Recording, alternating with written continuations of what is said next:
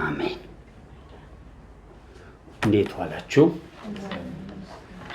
ሁልጊዜ ማክሰኞ ከ10 ሰዓት በኋላ የሚኖረንን የትምህርት ፕሮግራም በጌታ በኢየሱስ ስም እንጀምራለን። ቅዱሳን መጽሐፍት ከያዘን 2 ስፍራ እናወጣለን። አንዱ መጽሐፈ ምሳሌ 4:18 1፣ ሁለተኛ ዕብራውያን 12 ቁጥር 12 ጋር እንሄዳለን።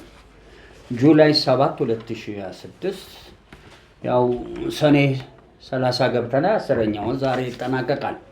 ለሐሙስ ፕሮግራም ለልዩ ፕሮግራማችን ይሄ በር ከፋች ነው። ልክ ቅዳሜ ለእሑድ እንደሚከፍትልን ከእግዚአብሔር ዘንድ ባዶ ሆነን እንደው ጠለቅ ባለ መልኩ 1-2 መልእክት ተቀብለን ከዛ በዚህ ስፍራ ላይ ስላለን የእምነት አንቀጾች ትምህርት እንቀጥላለን። ላንብብ። መጽሐፈ ምሳሌ 4 ቁጥር 18 ይሄ ንጉሥ ሰለሞን በነበረበት ዘመን በዚህ ያነሳና ዕብራውያን 12 ላይ ሄዳለሁ። የጻድቃን መንገድ ይላል። ጻድቃን ሲል እንግዲህ እኛ በድሮ ሃይማኖት የሚታወቀው ጻድቃን የሚባሉ ሰዎች ነው። እዚህ የብሉይ ኪዳን አስተሳሰቡን ወደ አዲስ ኪዳን ካላመጣ ነው አለቀ። ለምን? ማንም በክርስቶስ ኢየሱስ ያመነ ሁሉ ጸድቋል። የጻድቃን ክብር ውስጥ ደረጃ ሊኖረን ይችላል፣ ግን በዛ ደረጃ ውስጥ አንድ ርዕስ ነው ማነሳው። ስሙት። የጻድቃን መንገድ ግን እንደ ንጋት ብርሃን ነው ይላል። የጻድቃን መንገዳቸው አምነው በእምነት እንደ አብርሃም የኖሩ አብርሃም በሽምግልናው እንደተባረከ ከመባረክም አልፎ ኪዳን ለትውልዱ ሁሉ ለዓለም ሁሉ አሕዛብን የሚባርክ በረከት እንደሚቀበል ተነገረው። ስለዚህ የጻድቃን መንገድ ምን ያለ ነው? እንደ ንጋት ብርሃን ነው። ታዲያ ዛሬ ይሰራሉ ወይ? እንደኛ ስናይ መንገዳችን እንደ ንጋት ብርሃን ነው ወይ? ሁለተኛም ይናገራል። እንዳትረሱ የሚያወራው ጻድቃን በአዲስ ኪዳን አብርሃም የሁሉ የእምነት አባት የተባለው በሕግ ትእዛዝ አይደለም፣ በሌለ ማንነት ውስጥ እግዚአብሔር ይችላል በሚል ባመነበት እምነት እንጂ በሕግ በመከተል አብርሃም አልጸደቀም። ስለዚህ አሁን የምናወራው ጻድቃን ዝም ብሎ ታቦት ተከትሎ መሮጥ ወይም እግዚአብሔር ትእዛዝ ሰጥቷል ብሎ የሚባለውን አይደለም። ሁለተኛውን ላንብብ። ያደረ እንደ ንጋት ብርሃን ንጋት ማለት በነገራችን ላይ ከሌሊቱ 10 ሰዓት ከጨለማው ድንገት ወጋግታ ይጀምራል። ስለዚህ እንደ ንጋት ብርሃን ነው ማለት ወጋግታው እየጨመረ ይሄዳል ነው። ሙሉ ቀን እስኪሆንም ድረስ እየጨመረ ይበራል። ወደ ሙሉ ቀን ወደ ቀኑ ስንት ሰዓት? 6፣ 7፣ 8 እየበራ ይሄዳል ይላል።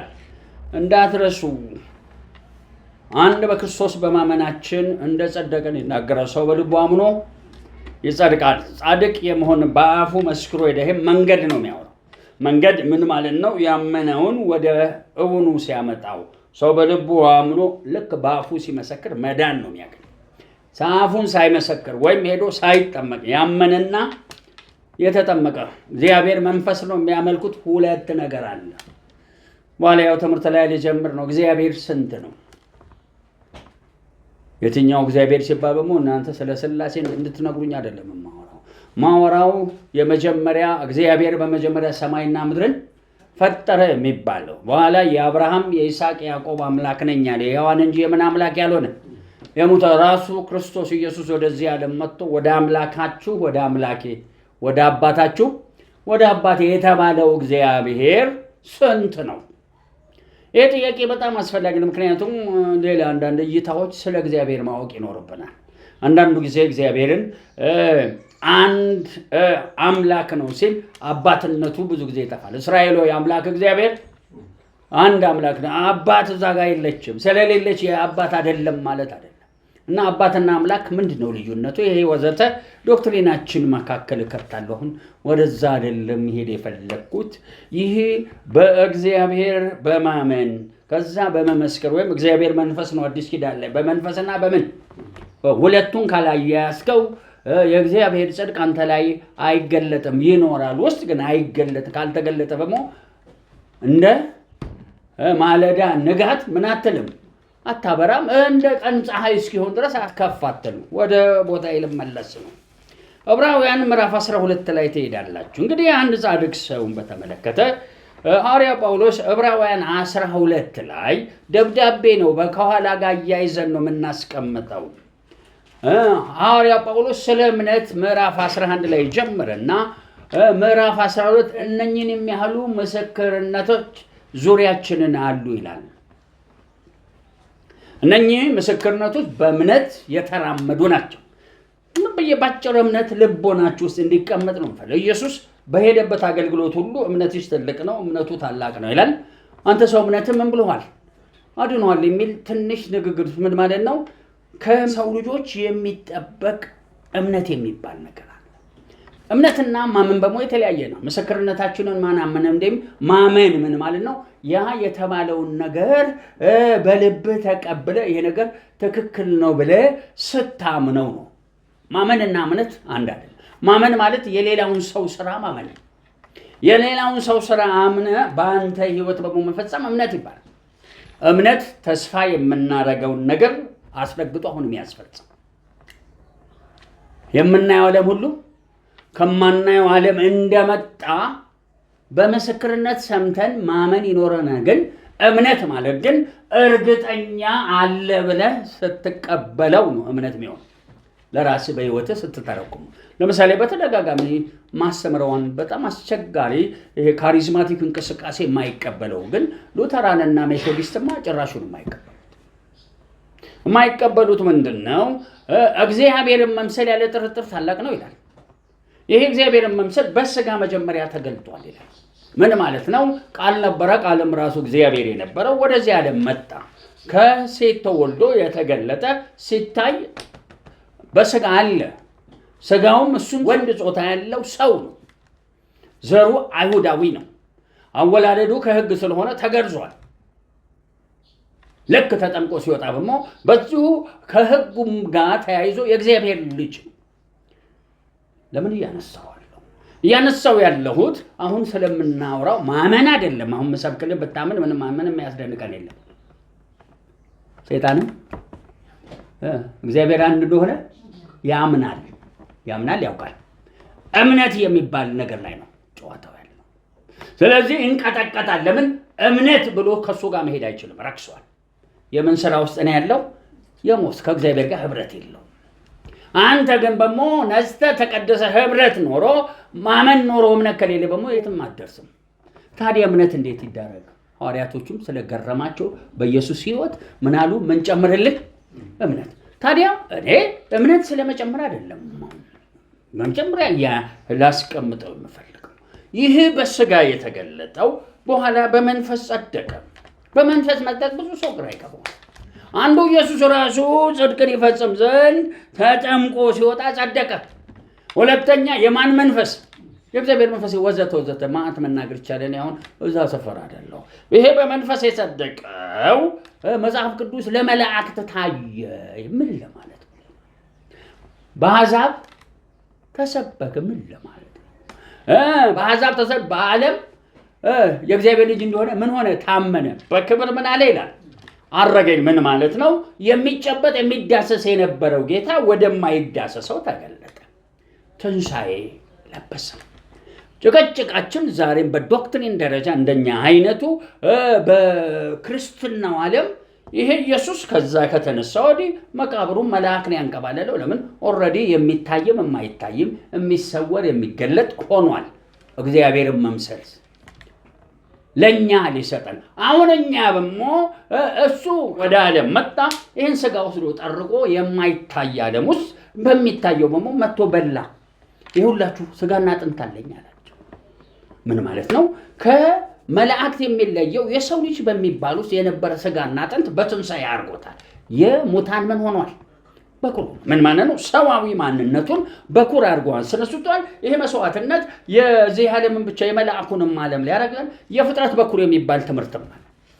ታዲያ ኢየሱስ የፍጥረት በኩር ብቻ ለእግዚአብሔር ነው። ስለዚህ እኛን ወደ እግዚአብሔር ሊያቀርበን እግዚአብሔርነቱም አብሮ ተነስቷል። እግዚአብሔርነቱን ከፍሏል ማለት ነው። የሰው ልጅ ብቻ አይደለም፣ እግዚአብሔር ልጅ።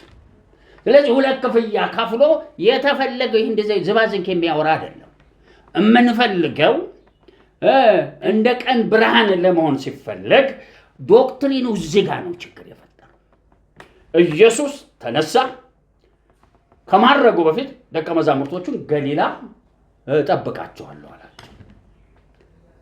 ለመጀመሪያ ቅዠት ነው። ሮጡና ያዩ፣ የለም ከፈኑ አለ፣ ምኑ አለ፣ ኢየሱስ የለም፣ ስጋው የለም። እሱ ብሏቸው እነሳለሁ። እነሱ ያሰቡት እንደ አልዓዛርን እንዳስነሳው መነሳት መስሏቸው ማርሰው አስነስቷል። በስጋ ቀርቶ እሱ ለእነሱም ሰጥቷቸው ስልጣን ሰጣቸው። አጋንንት አስወጡ፣ በሽተኞች ፈውሱ፣ ሙታንን ምን በሉ ያስነሷቸው። ዝም ብሎ ከሚበሰብሰው ተመልሶ ይሄው የሚበሰብሰው ግን ህይወት ያለው ነው ያደረገው። ከህይወት ያለውን የሚበሰብስ ሙታን ማስነሳት እና የትንሣኤ ማንነት ይዞ መነሳት ሁለቱ በጣም የተለያየ። አሁን ኢየሱስ የትንሣኤ ማንነት ይዞ ተነሳ። እንግዲህ ትምህርታችን እምነት ነው። ምን ጨምርልን? እምነት የሰናፍጭ ቅጣት ያህል ብሎ ስለ ተራራ አነሳ። እናንተም በለስ እንደረገመው እንዲህ ብታረጉ ትችላላችሁ ብሎ ምን ይፈልጋል አለ። እንግዲህ እምነትህን በጥንቃቄ መስረት ያንተ ነው። ፋውንዴሽንህ መሰረትህን የተበላሸ እምነት ካረክ አይሰራም። በነገራችን እምነት፣ ፍቅር፣ ተስፋ ሶስቱ ጸንተው ይኖራሉ። ተስፋችን በትክክል ካልተቀመጠ ካሰርሃል። በተስፋ ሰው ይነጻል ይላል መጽሐፍ ቅዱስ። እምነት በትክክል ካልሆነ ተሸናፊ ትሆናለህ። ፍቅር በትክክል ካልሆነ የእግዚአብሔር ጠላት ትሆናለህ። ስለዚህ እነኚህ ነገሮች ለማስተካከል ነው እንግዲህ እዚህ ስፍራ ላይ እንዲህ ጠንከር ያለ ትምህርት ማክሰኞና ሐሙስ እንሰጥ። አሁን ገና አልነካሁትም። ያልነካሁት ለምንድን ነው?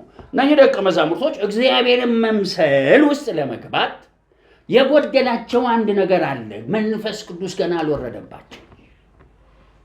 አሁን የምፈልገው በኢየሱስ ውስጥ የነበረው መንፈስ ቅዱስ ራሱ ኢየሱስ ወደ ብርሃን ገብቶ እግዚአብሔር አብሮት አለ። ድምፁ ሲነገረው ነበር፣ አብሮት እንዳለ ይታወቃል። መዝሙረ ዳዊት 15:16 ስለሄዱ መስማት ይቻላል። እግዚአብሔርም ፊት ለፊት አየዋለሁ፣ ደስ ይለኝ፣ በቀኝ ነው አልታወቅም። ነፍሴም በሲኦል ስጋዬን ለመስብስ አይተውም። ከዛስ የህይወትን መንገድ እዛ የህይወት መንገድ ውስጥ ነው መገኘት ያለብን። ቁጥር 11 ላይ በፊት ለፊት ምን አለ? ደስታ። የታለን ደስታ? ሁልጊዜ በቀኝ ምን አለ? እስቲ የዘላለም ፍስሐ በል። እዛ ክብር ላይ ነው። ግን ያን ክብር ተጻፈ እንጂ ሰምተን አውቀን ይሆናል። ያወቅነው ምንድን ነው? ኢየሱስ ተነስቷል። ስለ ኢየሱስ መነሳት አትንገረን። ተነስቷል። ሰይጣንም ያውቃል። የምንፈልገው አንተን ነው።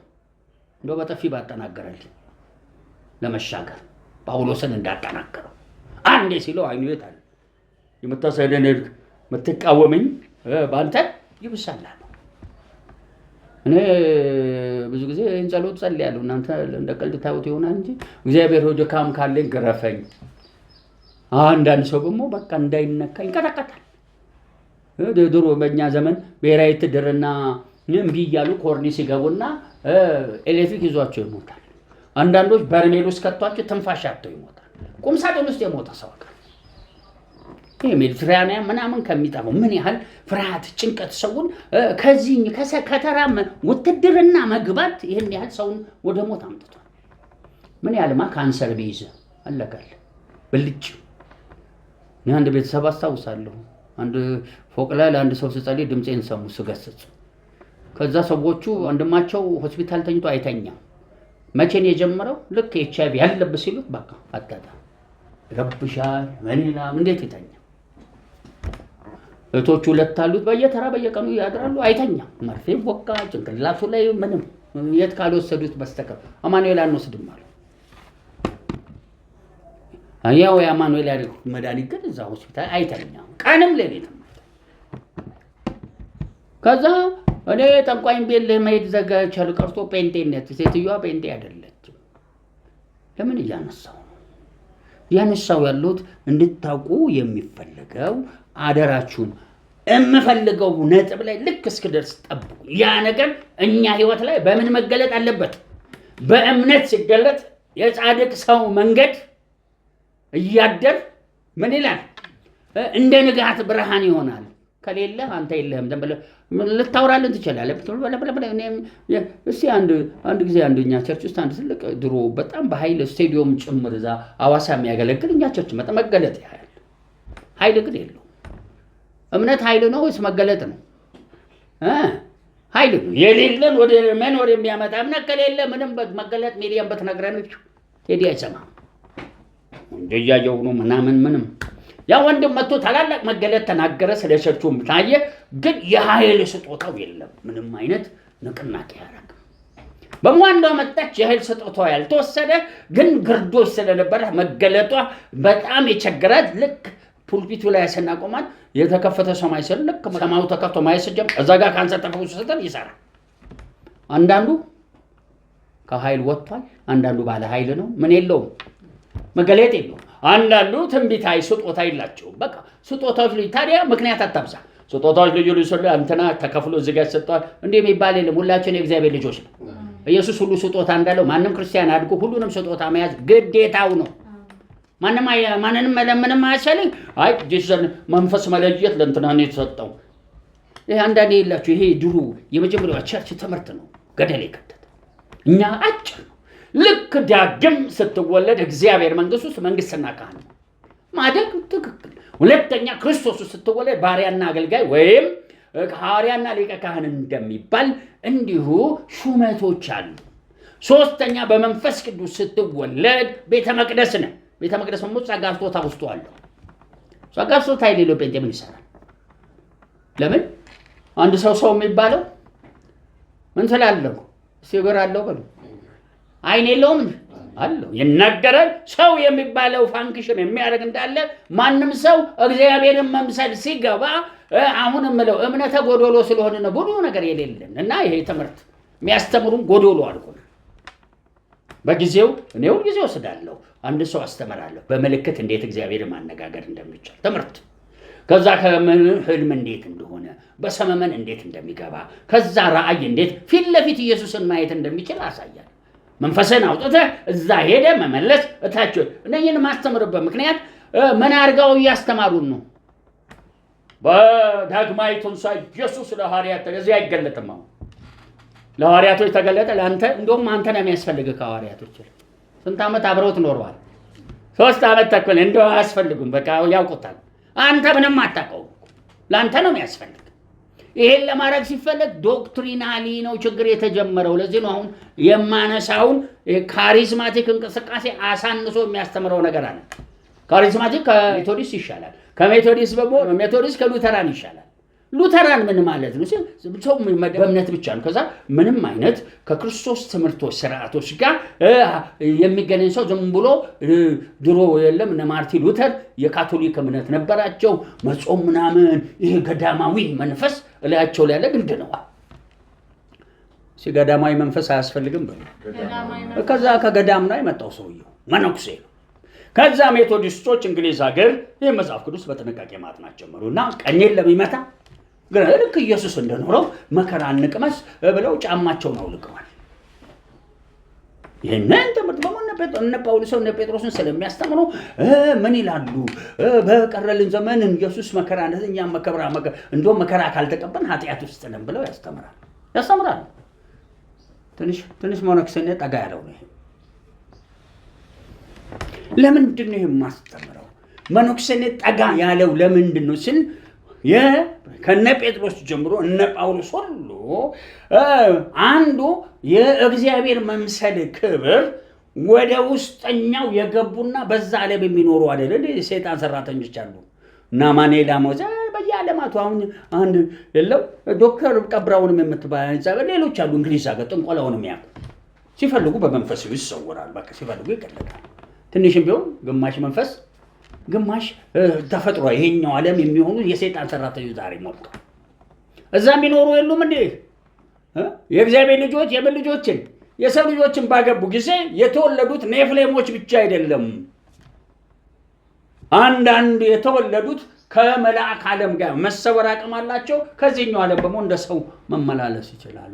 ደግሞ መንፈስ ከሰው ልጆች ጋር በመንፈስ ብቻ ግንኙነት ሆነው የተወለዱ ልጆች መንፈሳውያን ናቸው። ስጋዬ ሲፈልጉ ይገለጣሉ፣ ግን ስጋውያን አይደሉም። አሁን ይህ ትምህርት ለምንድን ነው ማስተምረው? ኖህ ዘመን የሰው ልጅ በውሃ ሲጠፋ የተረፉ ከዚህ ከመላእክና ከሰው ዘሮች መሃል ነበሩ። ለምን? አንዳንዶቹ መንፈሳን ስለሆኑ ብትገል መንፈሱ ዓለም ውስጥ ጎርፍ ቢመጣ እነሱን አይገለጥ። አፍንጫቸው ላይ አይደለም እስትንፋሱ ያለው። እንደምን ስለሆኑ? እንደ መላእክ ስለሆኑ ይሰወራሉ። ይገባቸዋል ብዬ አምናለሁ። ስለዚህ አንዳንዴ 3 አይነት አለ ማለት ነው። መንፈስ ለመንፈስ ሲዋለድ ምን ይወለዳል? መንፈስ መንፈስ ከስጋ ሲሆን ግማሽ መንፈስ ግማሽ ሰው ይወለዳል። ከስጋ ጋር ብቻ የተቆራኘ ሲሆን ምን ይወለዳል? ግዙፍ ግን ዲኤንኤ ወይም ጂኑ ከመላእክ ጋር ስለሚገናኝ ትልልቅ ኤናቃውያኖች ይወለዳል። መሰወር አይችሉም። አጋሰስ ነው የምድር ምግብ ምን እያለ እየበላ ግዙፍ ነው ይረማመዳል። እነሱ ሞተዋል። ለምንድን ነው ይሄን ከየት አመጣ ነው? ይሄ መጽሐፉ ላይ የለም ምናምን ይላል። መጽሐፉ ላይ ምድር እንኳን ፀሐይ ምናምን ይሄ እንደምትዞር ተጽፎላል። ምድር በራሷ ዙሪያ እንደምትዞር ተጽፏል። እንደዚህ ጋር አልተጻፈም። ሁሉንም ሊጽፍ አይችልም። አንተ ወደ እግዚአብሔር መንፈስ ቀርበ መጽሐፍቱ ይላል አሁን ልትሸከሙታችሁ የእውነት መንፈስ ሲመጣ ወደ እውነት ሁሉ እውነትን ማወቅ ያንተ ፋንታ ነው። እንደውም ያው መታቆት ነው ደጋግሜ ስለማገለግላችሁ ይሰለቻችኋል እንጂ ለጉመውናል። ሉተራኒዝም፣ ሜቶዲስት፣ ፔንቴኮስታል፣ ካሪዝማቲክ ቀጥሮስ ካሪዝማቲክ ምን ማለት መሰላችሁ? ሰው መንፈስ ነው፣ ነፍስ አለው፣ ስጋ ውስጥ ይኖራል። ይሄ ብስብስ ስጋውን ተሸክሞ ይዘራ እንጂ እግዚአብሔርን የመምሰል ነገሩ የውስጥ መንፈሱ ነው። ውጭ ስጋና ደሙ ግን እዚህ ዝም ብሎ ተንከርፍፎ ነው ያለው ነው። እኛ ደግሞ ስጋና ደሙ ተንከርፍፎ አይደለም ያለው።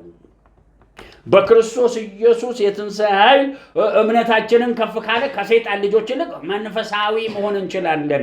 እነ ኤልያስ የተነጠቀ ህይወት ያን መለማመድ እንጂ የትንሣኤ ዓለምን ክብር ይዘን በአብ ቀኝ የተቀመጠ ምናዊ ልምምድ የአዲስ ኪዳን ልምምድ በለው ሙሉ የአዲስ ኪዳን ልምምድ ማድረግ እንችላለን። ካሪዝማቲኮች ሰው ተቃወመን ብለው ስብከታቸውን አሳነሱ። መጀመሪያ ስጋ ለባሽ ምን አገባው? ሲያመኝ ምን አውቆ መጀመሪያ እነ ጳውሎስም እኮ ከፍለው ነው የሚያውቁት። በምንድን ነው የሚያዩት? በድንግዝግዝ። ሁሉን የሚችለው እግዚአብሔር አለ፣ ሁሉን የሚችለው ልጁ አለ። ያ መንፈስ ነው ወደ ታላላቅ መገለጥ የሚያደርስ። ከሰይጣን ልጆች መብለጥ ግን አለብን። ይከላቸዋል። የግብፅ ጠንቋዮችን የሙሴ አገልግሎት በልጧቸዋል። ምንም አይነት በ21ኛው ምዕተ ዓመት የሚንቀሳቀስ የሰይጣን የዛር የጠንቆላ ዓለም የማይበልጥ ጴንጤነት አንቀበልም። ለምን እነሱ እናነሳለን? ሲባላጋራዎቻችን ናቸው በል። ከእሱ በሞ ያነሱ አሉ። የተልከሰከሰ የዚህ ዓለም ጥበብ የሰው ስርዓትና ተፈጥሯዊ እውቀት ኒክለር ሰርተናል፣ ምናምን ሰርተ ቦምብ አለን፣ ሕክምና አለን። የተፈጥሮ ችግር ሕክምና የማይችሉ ስንት በሽታ እኮ እየተፈጠረ ኢቦላ አሁን ይኸው መጥቶ እየጨፈጨፈ አይደል? የትኛው ጴንጤ ነው እያባረረ ያለው? ለምን ወደዛ ዶክትሪን እየገፋን መሄድና አሁን ምለው እግዚአብሔርን ወደ መምሰል መድረስ ያለ? ለምን ኢቦላ ሰፈር ስትገባ እንደ ኢየሱስ የትንሣኤ አካል ከለበስክ አልፈው ትሄዳለህ። ከሌለስ ኢቦላም ትሆናለህ። ኢቦላ ይዞ አንተም ላበላ ቢሆን ሰይልህን በልቶ ይጨርሰዋል። ግን የማን ልጅ ነህ? የካሪዝማቲኩን ማሳደግ ይፈልጋል። አሁን ችግሩ እቹ ካሪዝማቲክ እኮ ትልቅ መንፈሳዊ ሆና ይቃወማል። አሁን እንግዲህ ወዴት እየወሰድኩት ነው? አዲስ ኪዳን ኢየሱስ እንደሞተ አብሮት አብና መንፈስ ቅዱስ ባሉበት ተነሳ። ማይበሰብስ አካል ለበሰ። እኛ ስንጠመቅ ለፋሽን አይደለም። የመጥመቁ ዮሐንስ ጥምቀትና በኋላ ኢየሱስ ሞቶ ከተነሳ ያለ ጥምቀት ልዩነት አለ። ለምን መጥመቁ ዮሐንስ የሚጠመቁበት ዘመን የመንፈስ ቅዱስ ሙላት የለም ሲያለ፣ ሁለተኛ ኢየሱስ ገና ስላልሞተ እነ ጴጥሮስ ሁሉ ካዱት። ለምን? የወሰዱት የውሃ ጥምቀት ነው። የሞቱ ጥምቀት ገና አልተጠናቀቀም። ብዙ ጥምቀቶች አሉ በሉ። እነኛ ጥምቀቶች ስትወስድ በትክክል ካሪዝማቲኩን ነፍና ኖ እግዚአብሔርን የሚመስል ማንነት አለ። አባቴን እመስላለሁ። አባታ አፍንጫ ስልክ ሆነ አንተ ጎራዳ አትሆንም። ነጭና ነጭ ተጋብቶ ምን አይወለድም? ጥቁር አልፎ መጀመሪያ ዘር ሲደበላለቅ አንዳንድ ሊመጣ ይችላል። እሱን አይደለም የምናስተምረው። ሁለት አበሻ ተጋብቶ ፈረንጅ ከወለደ በቃ የድሮ አንድ ቦታ አፈል ካለዛ አበሻ ነው የሚወለደው። ልክ እንዲሁ እግዚአብሔር በልጁ ሲወልደን እነሱ መንፈሳውያን ናቸው። አንተ ስጋ እንዴት ትሆናለህ? አይ ይሄ ስጋው በኋላ ነው የሚነሳው። ስለዚህ በኋላ ይነሳል የሚል ትምህርት አይደለም ኢየሱስ ያስተማረው። ኢየሱስ ያለው ምንድነው? ከእናንተ መሃል ምንም እኔ ዳግም እስክመጣ የማትሞቱ አላችሁ። አላመኑትም። ማርያምና ማርታ ቤት ሲሄድ ወይም አልዓዛርን ሊያስነሳ ሲሄድ በሙታን ትንሣኤ ጊዜ ይነሳል ስትለው ኖ በእኔ የሚያምን ቢሞትም በምን አለ በሕይወት አለ። የምን ሕይወትም ትንሣኤ ምን ማለት ነው? ሕይወትም ብቻ ነው እንደምንለማመደው ትንሣኤ መለማመድ አንችልም ያለው ምንድን ሕይወትና ትንሣኤ ማለት ሕይወትንም መለማመድ ትንሣኤንም መለማመድ ምን ማለት የሁለቱም ዓለም ነው። አንዳንዴ እንደው ሰዎች ስለሚከብዳቸው ነው የዚህም ዓለም ማንነታችንን የዛኛውንም መለማመድ እንችላለን። ምን ማለት ከዚህኛው እዛ መሳወር እንችላለን፣ ከዛ ደግሞ ወደዚህ መምጣት እንችላለን። ታዲያስ እንዴት ይሻላል? አሁን እያልክ ያለሁ እኮ ኢሞርታሊቲ ይባላል። ዘላለማዊ የመኖር ስልጣን አለን እያልክ ነው። መጽሐፍቱ ምን ይላል? መጽሐፍቱ ምን ይላል? የትኛው መጽሐፍ ነው? እንግዲህ የመጽሐፉ ባለቤት ክርስቶስ ኢየሱስ ነው። ጳውሎስና ጴጥሮስን ያዕቆብን ካረክ ምንም ጥያቄ የለውም። ችግር፣ መከራ፣ ስደት፣ ጭንቀት፣ ድካም ሲደርስብህ ደስ ይበል። ያን ጊዜ ምንድን ነው? ኃይለኛ ነህ። በአንተ ሞት በእነሱ ሕይወት ይሰራል ነው። ኢየሱስ የሞተው የት እናድርገው? አንተ ለኢየሱስ ስትሞት ኢየሱስ የሞተውን ምን እናድርግ? ለምን እነሱ ጽፈውታል። አልጻፉትም አይደለም። በክርስቶስ የጎደለው በእኔ መከራ ሞላለሁ ጳውሎስ ጽፎታል። አልጻፈም አይደለም። ምን ያህል እነሱ መንፈሳዊ ነገር እስከ ከፍታው ተለማምደዋል። እሱ ነው የምንፈልገው። ስለዚህ ምን ያነሳው ዛሬ አሁን አንድ ጠለቅ ያለ ሀሳብ አነሳው። የሞቱን ጥምቀት ስንጠመቅ ሁሉ ነገራችን አብሮ ሞቷል። ትንሣኤውን ስናነሳ ባመንነው መሰረት ተጠምቀን ወጥተናል። እምነት ካለን አሁን ወደምንላቸው ልምምዶች ምን እንላለን? እምነት ላይ መታመን ጨምር። መታመን ምን ማለት ነው? አደራ ሲድራቅ ሚሳቅ አብደናጎ ሊያድነን ይችላል። ባያድነን ብለው ታምነው የት ገቡ? እሳት ውስጥ። ዳንኤል እግዚአብሔርን ታምኖ ምን ውስጥ ገባ? አንበሳ። ታምነ መግባት ማለት ነው። ሳትታመን እግዚአብሔር ሊያለማመድ ይችላል፣ ግን ድንገት ቢፈትንህ በሞ እሳት አይበላም። ሲያመኝ አንበሳ አይቦጭቅም። ዙሪያውን እነኚህ ሁሉ ምኖች አሉን ይላል። ምስክር የኛ ምስክርነት ምን ላይ ነው? በቃ እግዚአብሔርን የመምሰል ምን የለም፣ ምስክርነት የለም። በስጋ ተገልጦ በክብር ያረገ ውስጥ አለ። በስጋ የተገለጠው ስለኛ ነው። እኛም አብረን ተቀበርን። ምን ሆነ? ከበረ። አልከበርንም። ማንከብርበት ምክንያት አስተምርቶ። ስለዚህ ዶክትሪኖቻችን ለማስተካከል ወዴት እየሄድኩ ነው? ወደ ዛሬ የመጀመሪያ መልእክት ነው መሄድ መፈልግ። ምንድነው የዛሬው መልእክት? የዛሬው መልእክት እነኚህ ሁሉ ምስክርነቶች ካሉን የእምነታችን ራስ ማን ነው? ክርስቶስ ነው። ይሄ እግዚአብሔርን የሚመስለው እግዚአብሔር መንፈስ ነው። ልጁ መንፈስ ነው። ልጁ መንፈስ ነው። መንፈስ ቅዱስ መንፈስ ነው። በእግዚአብሔር ቃል ስልጣን ውስጥ እኛም ዳግም ተወልደን በዘላለም ዘር ውስጥ ስንገባ እኛም መንፈሳውያኖች ነን። ስጋዬ መንፈሳዊ አይደለም፣ ነፍሴ ደግሞ እዚህ አእምሮ ውስጥ ነው። ፈቃዱ አድሰዋለሁ። የውስጥ መንፈሴ ግን ለዘላለም ዳግም ተወልዶ ድኗል። ሕፃን ነው። ያሳደገ ሁሉንም መንፈሳዊ ማድረግ ያንተ ነው። ለምን? የሞተው ኢየሱስ እንደሞተ ነው የሞትኩት። የተነሳው ኢየሱስ እንደተነሳ አልተነሳውም። የተነሳው ኢየሱስ እኮ አካሉ ያለው መጥቶ ይገለጣል፣ ሲመልክ ይገባል። ለምንድን ነው የኛም አይጠፋውም አይገለጥም? የሰይጣን ልጆች የሰይጣን መልአክ ሲይዛቸው ይነጠቃል። እኛ ለምንድን ነው ማንነጠቀው? እንዴት እንነጠቀው? የሐሰት ትምህርት ነው መነጠቅ። ስህተት ነው እንዴ ሐሰት? ፊልጶ በጣም ተሳስቷል። ሐዋርያ ጳውሎስም ተሳስቷል። በሥጋ ይሁን በደም በምንም አያውቀውም። ስንተኛ ሰማይ? ሶስተኛ ተነጠቅኩ ነው የሚለው። ስለዚህ ትምህርቶቻችንን አሳንሱ የሚል የለም። ዓለም መጨረሻው እንደውም ጨምሩ ነው መጨመር። በእምነታችሁ ላይ ምን ጨምሩ? በጎ ጨምሩ። መጨመር ነው ያለብን። የቀደመ ፔንቴኮስታ፣ የቀደመ ሉተራን፣ የቀደመ ምናምን ካልቪኒዝም፣ የቀደመ ቀጥሎ በሞ ሙሉ ወንጌል ቀሱ ጨምርና ሂድ። እነሱም ትክክል ምን ያህል ሄደዋል በሞ ሌላ ጥያቄ ነው። ለምን የጸጋ መውደቅና መነሳት ዓለማችን በየጊዜው አለ። ያዙ ዛሬ ሪቫይቫልም አንድ ቦታ ጠፍቷል። በአርጀንቲናም ተነስቷል፣ በየቦታው ሳውስ ኮሪያም ተነስቷል። ታዲያ የዛሬ የመጀመሪያ መልእክት ቃል ይሄን ነው። የእምነታችን ራስና ፈጻሚ የሆነውን ክርስቶስን እየተመለከትን በፊታችን ያለውን ሩጫ እየሮጥ ስንሮጥ ጳውሎስ ባየው ምን አለ? በሚቃወሙት መሃል ጸንቶ የቆመውን ምን በሉ አስቡ። ምን ማለት ነው?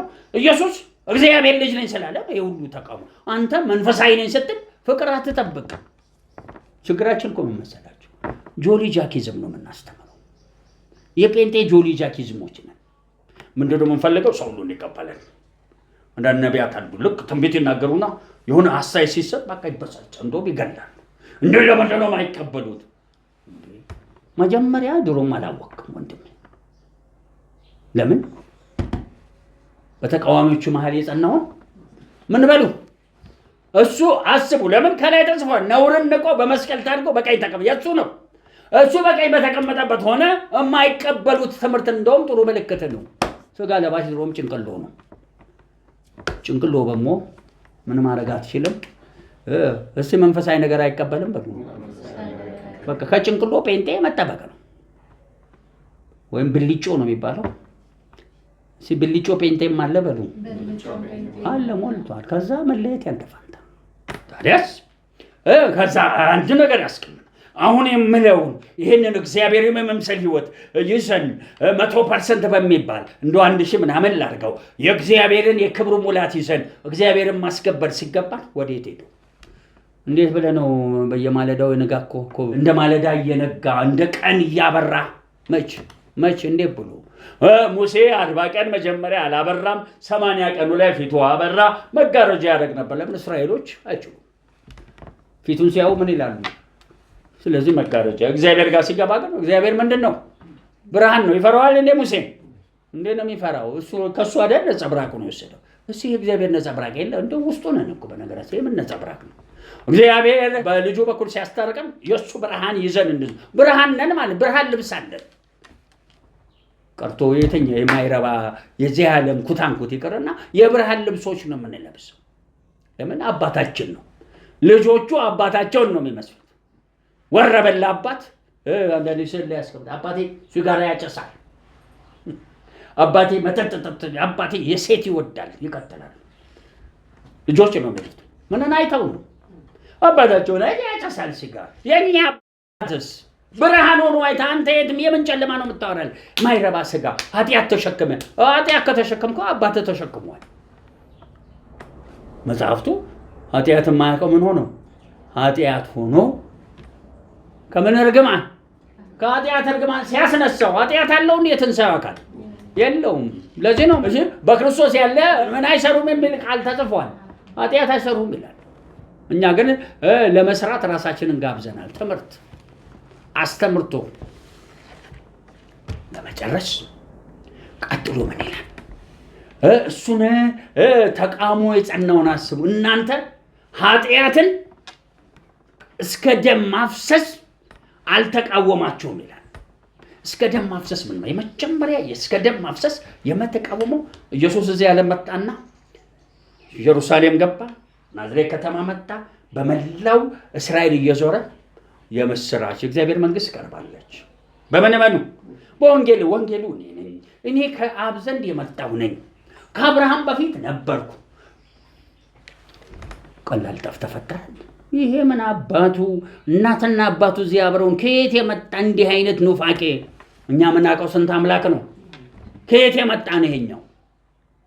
ታደራ እሱን ቢቃወሙት እሺ፣ እሱ መክፈል ስለነበረ ከፈለ። አንተ ሲቃወሙ ዝም ብለህ ተሸነፍ የሚል የተጻፈ ይመስልሃል? ለምንድን ነው ማወራው? እስከ ደም ማፍሰስ የመጀመሪያ እስከ ደም ማፍሰስ ኃጢአትን የመጀመሪያ ኃጢአት እግዚአብሔር የከፈለልህ ሙሉ እሱን አለመምሰል ትልቁ የመጀመሪያ ኃጢአት። ሉተራን ነህ ትንሽ ኃጢአት አለብህ። ምንድን ነው የሚባለው? ከፍ ያለ ለበለው። ከዛ ሜቶዲስት ነህ፣ ካልቪን ነህ። ከዛ ደግሞ ምንድን ነው ባፕቲስት ነህ። ወንድሜ ነግሬሃለሁ፣ እነኚህ ሁሉ ጎዶሎነት አላቸው በሙሉ። ስለዚህ ኃጢአት እግዚአብሔር መንፈስ ሆኖ አንተ መንፈስ ካልሆንክ አልቆልሃል። እሱ በመንፈስና በእውነት ከኖረ አንተ በመንፈስና በእውነት ነው የምታመልከው። እሱን ለማምለክ አንተ ራስህ በመንፈስ ካልሆንክ አታመልከው። እንዴ እኮ በጣም እኮ ወንጀል እኮ ነው። ወንጀል ነው ጴንጤ እየሰራን ያለ ነው። ሰዎች ሌላውን ወንጀለኛ ያደረጉ እንጂ የኛም ወንጀል ትንሽ አይደለም።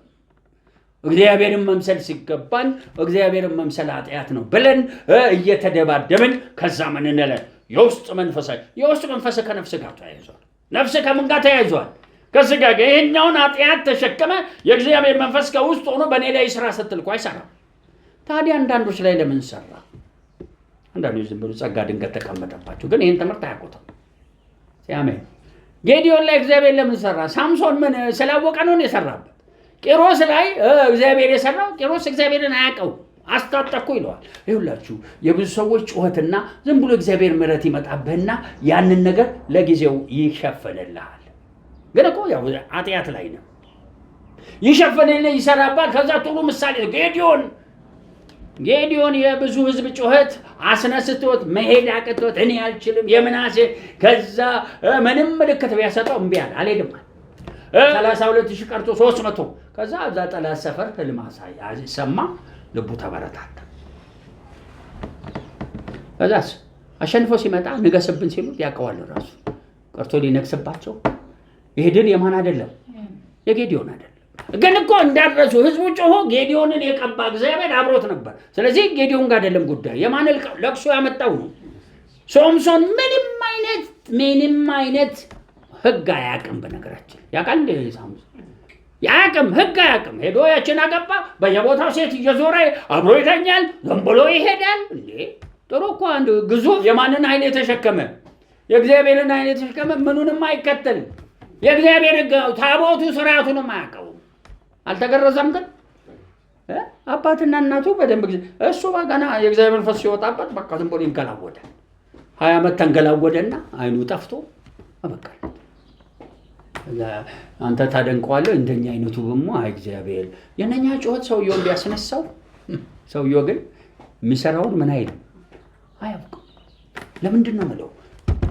ደም እስከ ማፍሰስ ኃጢአትን መቃወም ማለት እግዚአብሔር በልጁና በመንፈሱ የሰራው ሙሉ ነገር አንተ ህይወት ውስጥ ማምጣት የመጀመሪያው ሙሉ መንፈሳዊነት በመንፈስ በነፍስ ጋር አግኝተህ አብሮ መልአክ ምናምን ይሄ የምናስተምረው በእግዚአብሔር መንግስት በክርስቶስ ቤተክርስቲያን ያለው ልምምድ አንተ ላይ እያለ ካለ አንተ ሰው ትንሽ ወደ እግዚአብሔር ምን ብለሃል? እሺ መጽሐፍቱ ምን ይላል?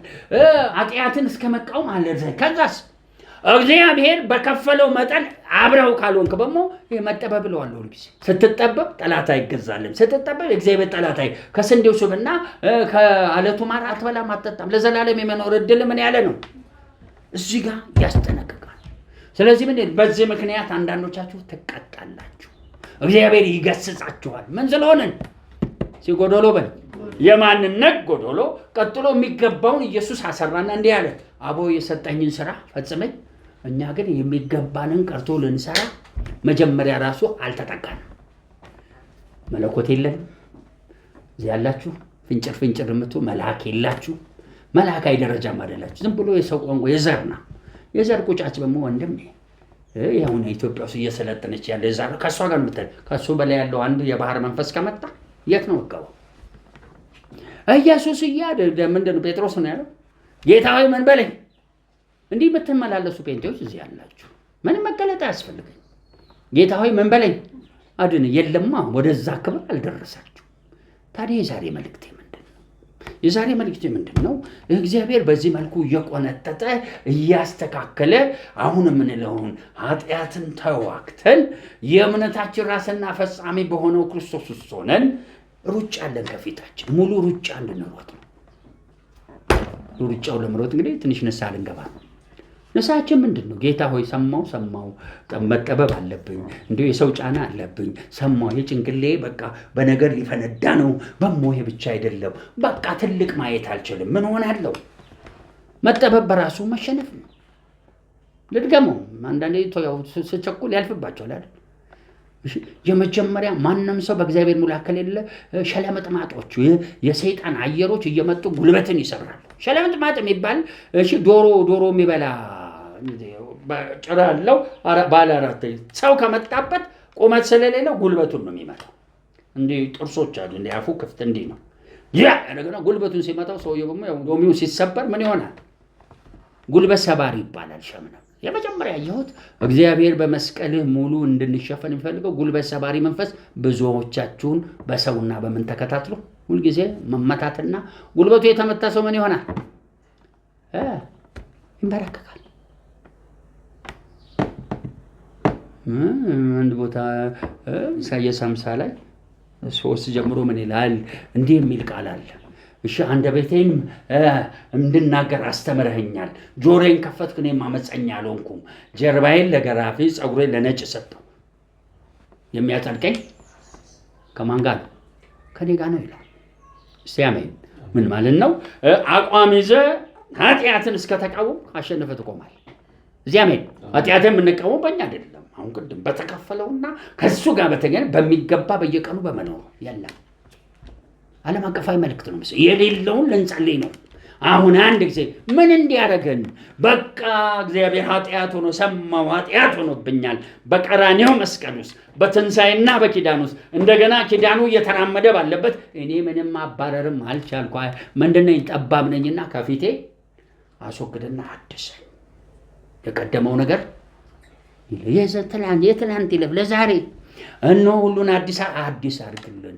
ሙሴ እንዲህ ያለ ሙሴ አዲስ ነገር ከተፈጠረ እንደሚል ዛሬም የአዲስ አምላክ ነው። እስቲ የአዲስ ኪዳን አምላክ ነው በሉ። ሁልጊዜ አዲስ ነው እግዚአብሔር፣ ነገሮችን ያድሳል። ስለዚህ ጳውሎስ እንዲህ ብሎ የጻፈውን ደብዳቤ ላነብ ነው። እስቲ እንሂድ። ዕብራውያን 12 ቁጥር 12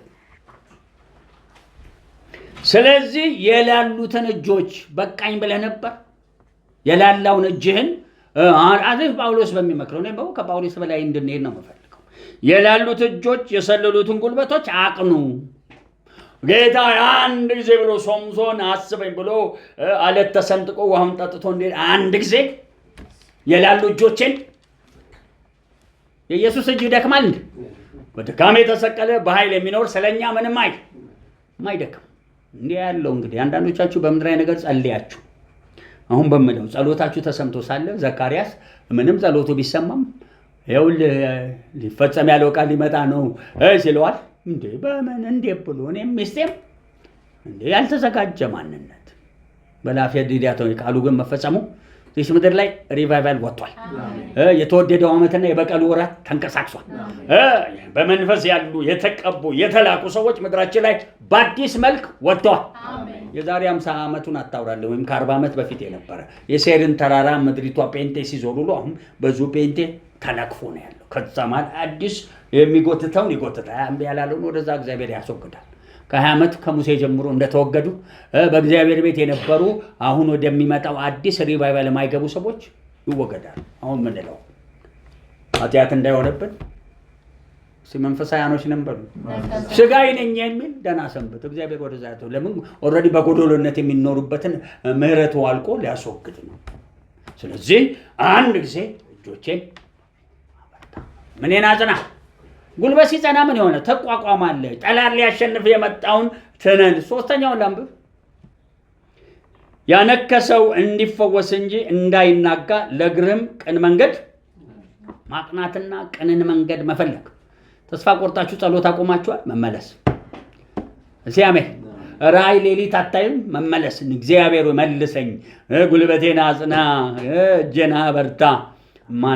የማያነክስ ህይወቴ መንፈሳዊነትን ጥለህ ከነበር የሚያነክስ ህይወቴን ምን በል። ጳውሎስ በዛ ቢያቆም ጥሩ ነው። አንዳንድ ነገር ጨመረበት። እስኪ የጨመረውን ላንብብ፣ ስሙት። ቀጥሎ ከሰው ሁሉ ጋር ሰላምን ተከታተሉ። ለምን? ከመስቀሉ ከላይኛው ጋር ህብረታችን ቀጥሎ ከሰው ጋር ይለዋል። እኛ ግን ከፍጥረት ጋር ሁሉ ነው የሚለው። ከተሳሳተ መናፍስት ጋር አብረህ ካለ አልቆልሃል።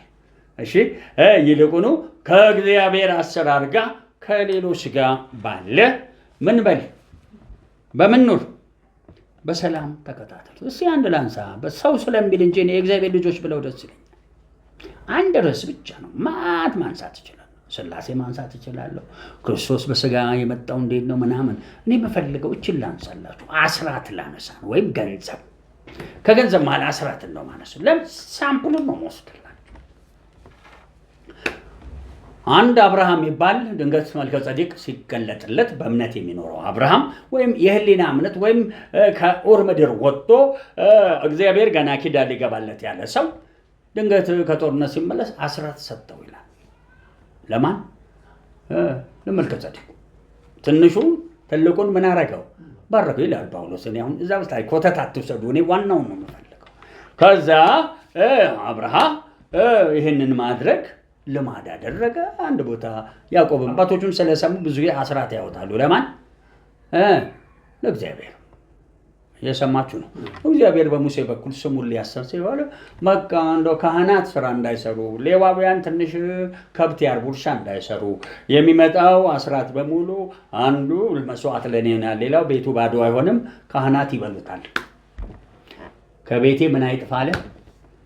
እስቲ በረከት በሉ። በቃ ይሄን አለ።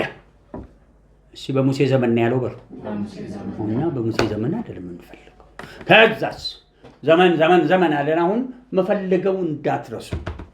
ከሰዎች ጋር ሁሉ በምንኖር የሚለውን ለማምሳት ነው በሰላም። አሁን ድንገት በዘመን ማለት ደግሞ ኢየሱስ ክርስቶስ ወደዚህ ዓለም መጣና የሚሰብካቸው ስብከቶች ከባድ ናቸው። ስለ ገንዘብ እንደውም አትፈልጉት አታጎላውሉም በጣም ከፍተኛ አደገኛ ስብከት ሰበከ። ስለመታደስ ወደዛ አቆሙ ነው ያለ። ለወለጌቶች ምንም እንዳትገዙ፣ አንዱን ናቁት፣ ስደቡት። የታባ አንተ ብር ጨመላቃ ብለህ ወይም አትረባም ብለህ አንዱን ውደድ፣ ማንም ሊገባ ያው ቅድም እንዳልኳችሁ። እስቲ መንፈሳዊ ከሆንኩ እንዲህ ነው መሆነው በሉ። በቃ ከአቅም በላይ ነው የኢየሱስ ስብከት። እንዴ ሰውዬ ምን ሊያበላን ነው? አንድ ሰው በጣም አጥብቄ ሲሰራ እንዲህ ሁሉ ሰው ስራ ባይሰራ ምን ልበላ ነው? ክረምት መጥቶ ሁሉም ምን ሊሆን ነው? ጠቅላላ ሾህና ኩርንችት ሊሆን ነው። ስለዚህ ምን እንበላለን? እሺ ኢየሱስ ቀደመ ሰማይና ምድርን አልፎ ገብቷል በሉ። በቃ በላይኛው ሰማይ ህግ ትኖራለህ። አጭር ነው መልስ። ግን ማን ደፍሮ መጀመሪያ እምነት የሚባል ከየት መጥቶ? እሺ እንደ ፈረንጅ ውሻ ምን መቆላት ነው?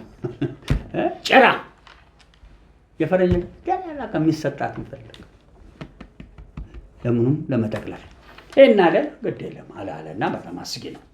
አስጊም ተዋላ እምነት እንደሌላቸው ተበሞ ኮረጆ ያዟል፣ ሰይፍ ያዙ እንደውም አለ ብሏል እኮ ጌታ። ጠመንጃ የሚይዘው እኮ ጌታ እኮ ሰይፍ ብሏል። በሞ ኮረጆ ይዟል። ለዚህ አስራት ምን እንላለን? ከሰው ሁሉ ጋር ሰላም ሁኑ በሉ። ይህን ሰላም እንግዲህ ገብቷቸዋል። አንድ ከእግዚአብሔር ጋር፣ ሁለተኛ እዚህ ማለት ከሌላ ከፍጥረት ጋር። እኔ በጠቅላላ ነው ማስቀምጠው፣ ግን እኔ ሰው ነው ማለት ነው። አሁን የፈለኩት ምንድን ነው? ኢየሱስ ተፈጸመ አለ።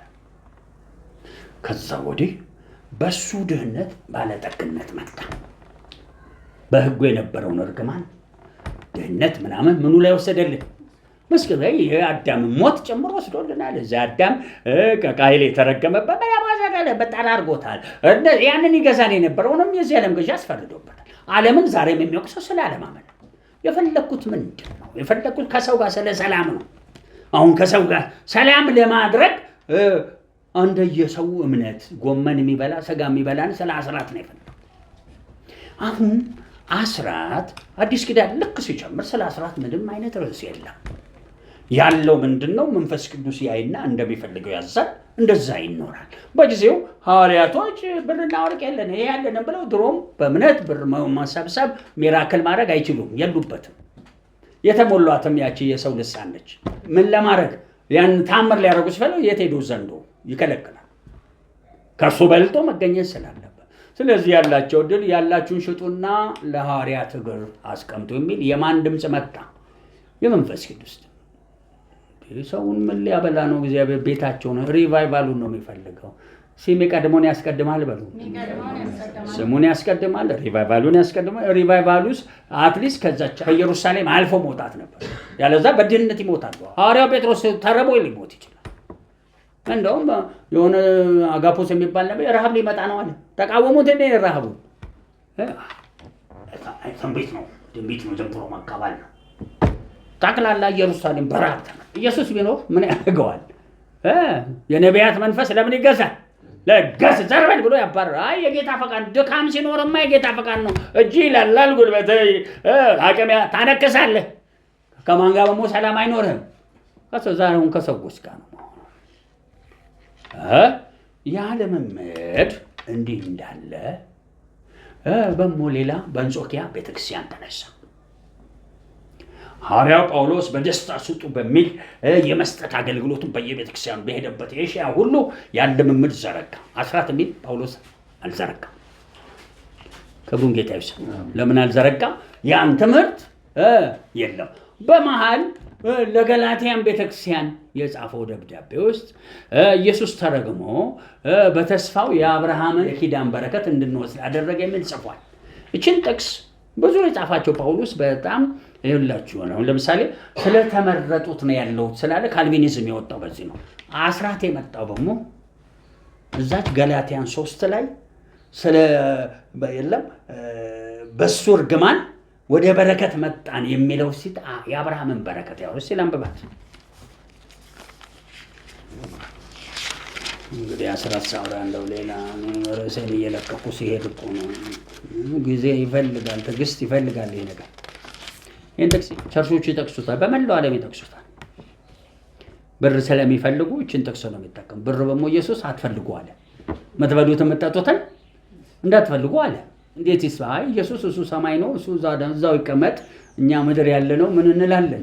እንደማን እንኖራለን? እንደ አብርሃም በል። ለምን ይህንኑ እዚህ ሲጽፈው እናያለን። ስሙ ቁጥር 13 ገላትያን 3 ቁጥር 13 በእንጨት የሚሰቀል ሁሉ የተረገመ ነው ተብሎ ተጽፏልና ክርስቶስ ስለኛ እርግማን ሆኖ ከእርግማን ዋጀን። የትኛውን እርግማን ነው የሚያወራው? የሕጉን። ቀጥሎ ከሕጉ ጋር በተገናኝ ነፃ ያወጣንና የሚለውን ስሙት። የመንፈስን ተስፋ በእምነት እንድንቀበል የመንፈስን ተስፋ የአብርሃም በረከት ወደ አሕዛብ በኢየሱስ ክርስቶስ ይደርስላቸው ዘንድ። ትክክል ትርጉሙ በነገራችን ላይ እነሱ እንዳስቀመጡት አይደለም። ስሙ። የመንፈስ ተስፋ በእምነት እንድንቀበል። የመንፈስ ተስፋ ምንድን? መንፈሳዊ ነገር ነው ብሎ ስሙ። የአብርሃም በረከት ወደ አሕዛብ በኢየሱስ ክርስቶስ ይደርስላቸው ነው። የአብርሃም በረከት ምንድን ነው?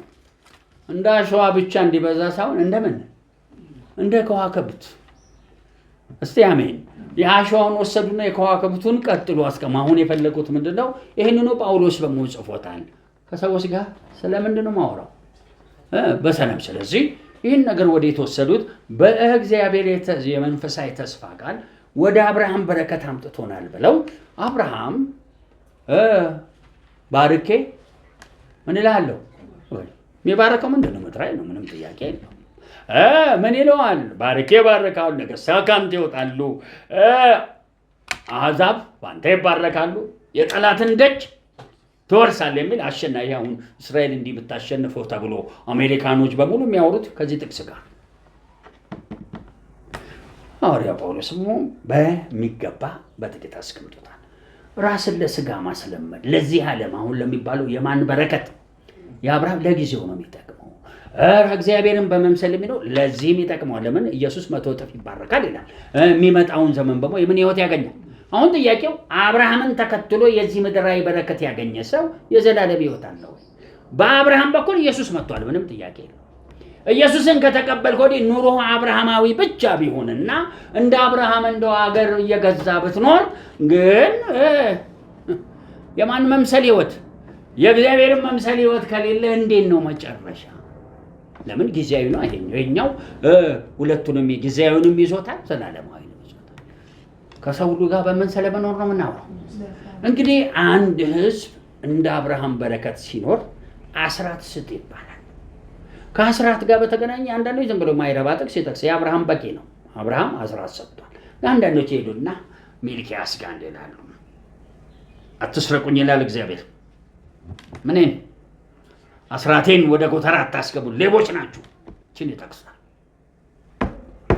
ሲያመኝ እችን በመጥቀስ ቤተክርስቲያን ራሷን በስጋ በማስለመድ ተደነግጋለች። አስራት የማይሰጥ የእግዚአብሔር ሌባ ነው። እግዚአብሔር አስራት በኩራት ይሉታል። ብዙ አለ። ነፃ ስጦታ የሚሉት አለ፣ የፈቃድ ስጦታ የሚሉት አለ። ያው ብዙ ስለማላውቀው እንጂ ብዙ ነው ትምህርቱ። ቴዎሎጂ ሂዱና ተማሩ ብትፈልጉ ይደረድሩላቸዋል። አስራት፣ በኩራት፣ ነፃ ስጦታ ይደረድሩታል። ብቻ አፈሳ ይባላል። ሲያመኝ የአደራፋሽ ታውቃላችሁ? ልጅ ሳለን ያው ሁሉ ይስትና አንድ ብዩም በሙሉ ተፍሷል። አደራፋሽ ይመስል ነው የተሰበከው። የአደራፋሽ ስብከት የአደራፋሽ ስብከት አልፈልግም በሉ። ገቡና በሉ። ገብቷቸዋል። አሁን በተጠየቁ አንዳንድ አደራፋሽ ምን ማለት ነው ሲባል እስቲ ስሙ። ይኸውላችሁ ብይ ስንጫወት ማት ሰው ይገባል። ወደ 12 2 ሊሆኑ ይችላል፣ 4 ማለት ነው። ይሄዱና ቅድሚያ የሚወረውር ብዙ ጊዜ አነጣጣሪ ከሆነ ያው የመጀመሪያውን ከመታ የበታበት ቦታ ይወስዳል። ርቀት ያደርጋሉ። ለምን? በጣም አንዳንዶች ተኩሰኛ ናቸው። በቃ የተለማመድን እኛ ያኔ ድሮ ቀስትን እንጫወታለን። አንዱ የትና የት ሄደ ሞክሬ ብበላሽ ብሎ እዛ ሄዶ እንደምንም ይላል። አስኩሎሎም ያምጣ ከመታ መተገን አንዳንዴ ሁሉም ይሰጣል። ከዛ ውስጥ ምን የሚባል እዚህ የሚቀመጣለ አደራፋሽ ሁሉም ሲሰጡ እሱ ይዞት ሄዳ። የዛሬ ጴንጤ በዚህ በአስራት በምናምን ዙሪያ ምንድነው ህዝብ አዳም እንዳደራፋሽ ነው የሚለው። እየሰማችሁ ነው። ከሰው ጋር አሁን ስለምንድን ነው የምናወራው? አሁን የአብርሃምን ተስፋ ቃል የያዙ 96% ዓለማችን ላይ ቸርቾች እንደዚህ ናቸው። አይ እግዚአብሔርን በመንሰል እኛ እሱ ያኖረናል፣ ያለዛ እግዚአብሔር በደስታ የሚሰጡትን ያስነሳል፣ እንዲህ ብሎ የሚኖሩ እንዴት እንስማማ? እዚህ ጋር ያሉት ያልሰጡትን ይረግማል። እነኝም ደግሞ የሚቃወሙትን ማን በመምሰል የሚኖሩትን እግዚአብሔርን ይቃወማሉ። ለምን? አስራት ስለማያስተምሩ ኖ ብለው ይገፋው። እንዴት እንኑ በሰላም የቆየን የበሰለን እዚህ ጋር ያለን እንደየእምነታቸው ልክ እዚህ ጋር አለ።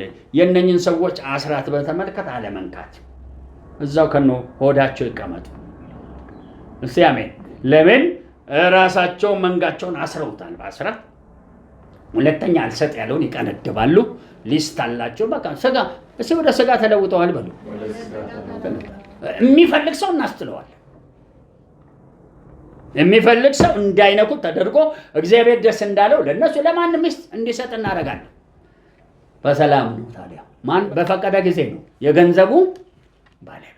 ለምን? ከሰዎች ጋር በሰላም ኑሩ ማለት መናቆር ክርስትና አይደለም። ሲያሜን ሳልናቆርም በሉ።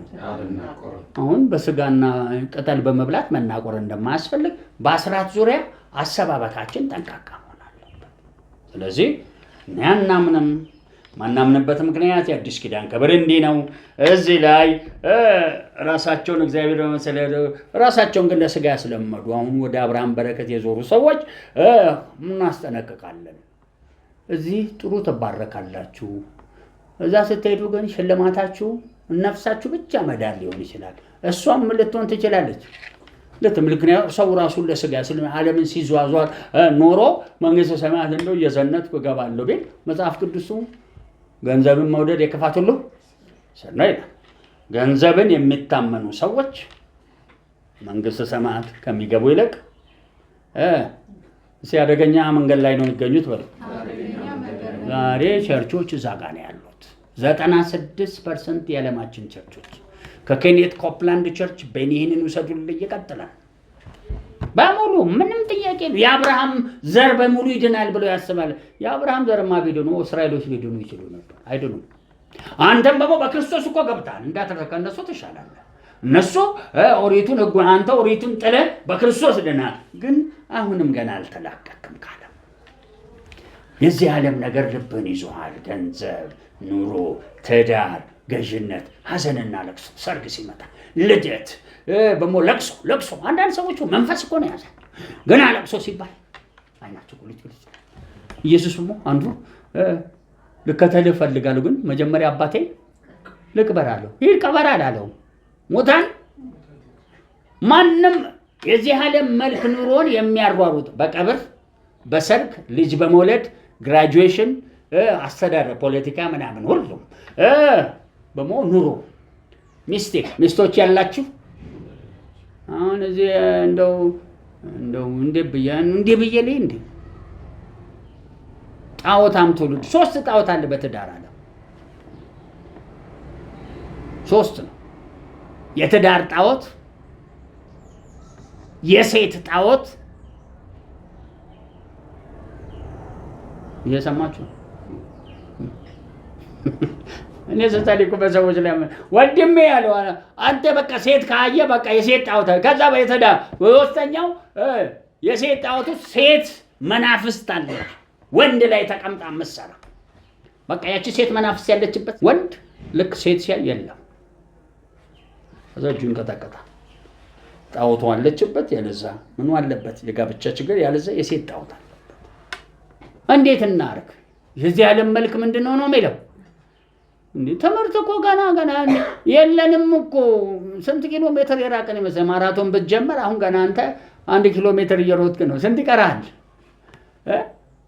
40 አንድ ይቀራል። 42 ነው። እንደው በማራቶን ላስቀምጠው። አክቹአሊ ዘላለማዊ ነገር ማራቶንም ያ 42 ዘላለማዊ ስንት ነው? ለዘመናት የምትሮጠው ሩጫ ነው። እንዴት እናድርግ? ከሰው ሁሉ ጋር ሰላም እንዴት እንያዝ?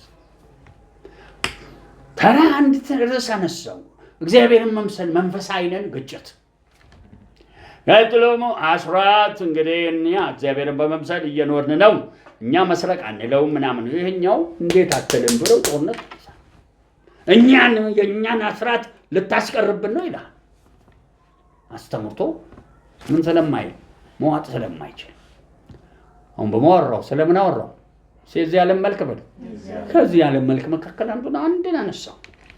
አንድ ጋብቻን አነሳው። የሥጋ ጋብቻ ይባላል። አንድ አነሳው። አስተዳደር አነሳው። አንድ አነሳው። ምን አነሳው? ለቅሶ፣ ደስታና እድራችንን አንድ ሰሞን አንድ በጣም ለእኛ መዳን ምክንያት የሆነች ትልቅ እናት ድንገት በከፍተኛ ደረጃ ታመመች። አይምሮዋን ጭምር ትንሽ አቀባዘራትና እኔ አንተ ጋር መቼ ቤት ትልቅ ልጆቿ ሁሉ አንዱም አገልጋይ ነው ልኖር ለ3 ቀን አለችኝ። እሺ አልኩና ፈቀድኩላት። መጣች። እኛ እንግዲህ ቤት ያለን ይሄ ነው። ፎቴ ላይ ነው ያኔ ፎቴ አይደለም ምንም ላይት ብቻ ከዚህ ካለውበት ነገር እና ልክ መጣ። የመጀመሪያ ቀን ልክ ማታ የመጀመሪያውን ጨርሼ ስጸልይላ እድር አለሽ ይልሻል እግዚአብሔር። አዋለች። ይሄ እድር ዘብረቅረቅ ምድር እዛ ቡና አብረሽ ስጠጭ እነኛ ሰዎች ለክፈውሽ ይሄን ክረምት እንዳታሊ ክረምት ነበር ልክ እንዳሁኑ እንዳታልፊ ያሉ ያን እድር ከዛሬ ቀን ጀምሮ አቁም ይልሻል አለች። በህይወት ዛሬ የትቀበራሉ አለች። ምክንያቱም ለኦልሞስት ልትሞት የደረሰ አየር ነው ያለ። እኔም ጠዋት አልተናገ የለችማ የት ሄደ ይችላቸዋለሁ እድሩ ጋር ሰሟን ልታሰርስ እቺ በጣም የኔን ድምጽ በእኔ ያለውን እግዚአብሔር ድምጽ ምንም ምትልኝ በጣም ታዛዥ ሄደ ወላቃቅለ ሁለተኛ የታባታችሁ ብላ ማታ መጣለች። ከሰዓት አሉ በሶስተኛ ቀን ሄደ። በጣም ጤናማ ሰው ይዋለች። እዚህ ኮተታም ትውልድ ገና አንድ ስትለው ገንዘቡንማ ከነካበት በቃ እሴ ገንዘብም ጣዖታለ በሉ። የኢትዮጵያ ልክ ገንዘብ ስታነሳበት ጃርት ታውቃላችሁ ይላል። ጃርት ውሸቴን አይደለም። ለምን የሚመካው ብዙ ኢትዮጵያዊ በምንድን ነው? ልክ ሲያስበው በምን እኖራለሁ ይጨነቃል። እንዴት ልኖር እንዴት ትክክል እኮ ነው። በደንብ ገና ሉተራንና ሜቶዲስት ምናምን ከሆንክ እንዴት ብለህ ቀርቶ ሜቶዲስት ጴንጤቆስጣል ሆነ አሁንም ራስን በስጋ የምታስሉ መመኪያ ገንዘብ ነው። ልትወጣ አትችልም። ለምን? ዘሩ ምናዊ ነው። እስቲ አብርሃማዊ ነው በሉት። አብርሃም ታዲያ በእምነት ኖሯል እኮ። አሁን በክርስቶስ በእምነት ነው። አብርሃም ሲኖር የአብርሃም የክብሩ ዘመንና አሁን ያለንበት የአዲስ ኪዳን ክብር ዘመን ምን አለው? ልክ ኢየሱስ ያለው እኮ ነው። ከሰለሞን የሚበልጥ ከአብርሃም ዘር ሰለሞን መጥቷል፣ ዳዊት መጥቷል። ትክክል። እነሱ የኖሩበት የሕግ ዘመን ነው። አንተ ሕግ ፈርሷል።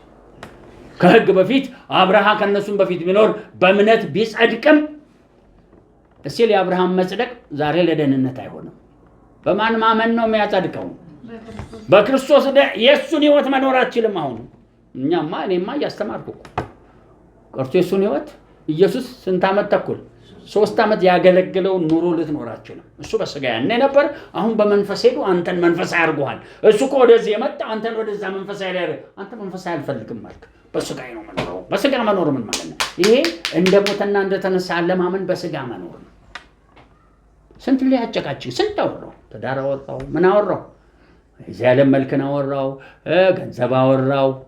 እዚህ አሁን ምን አወራው? አስራት አወራው።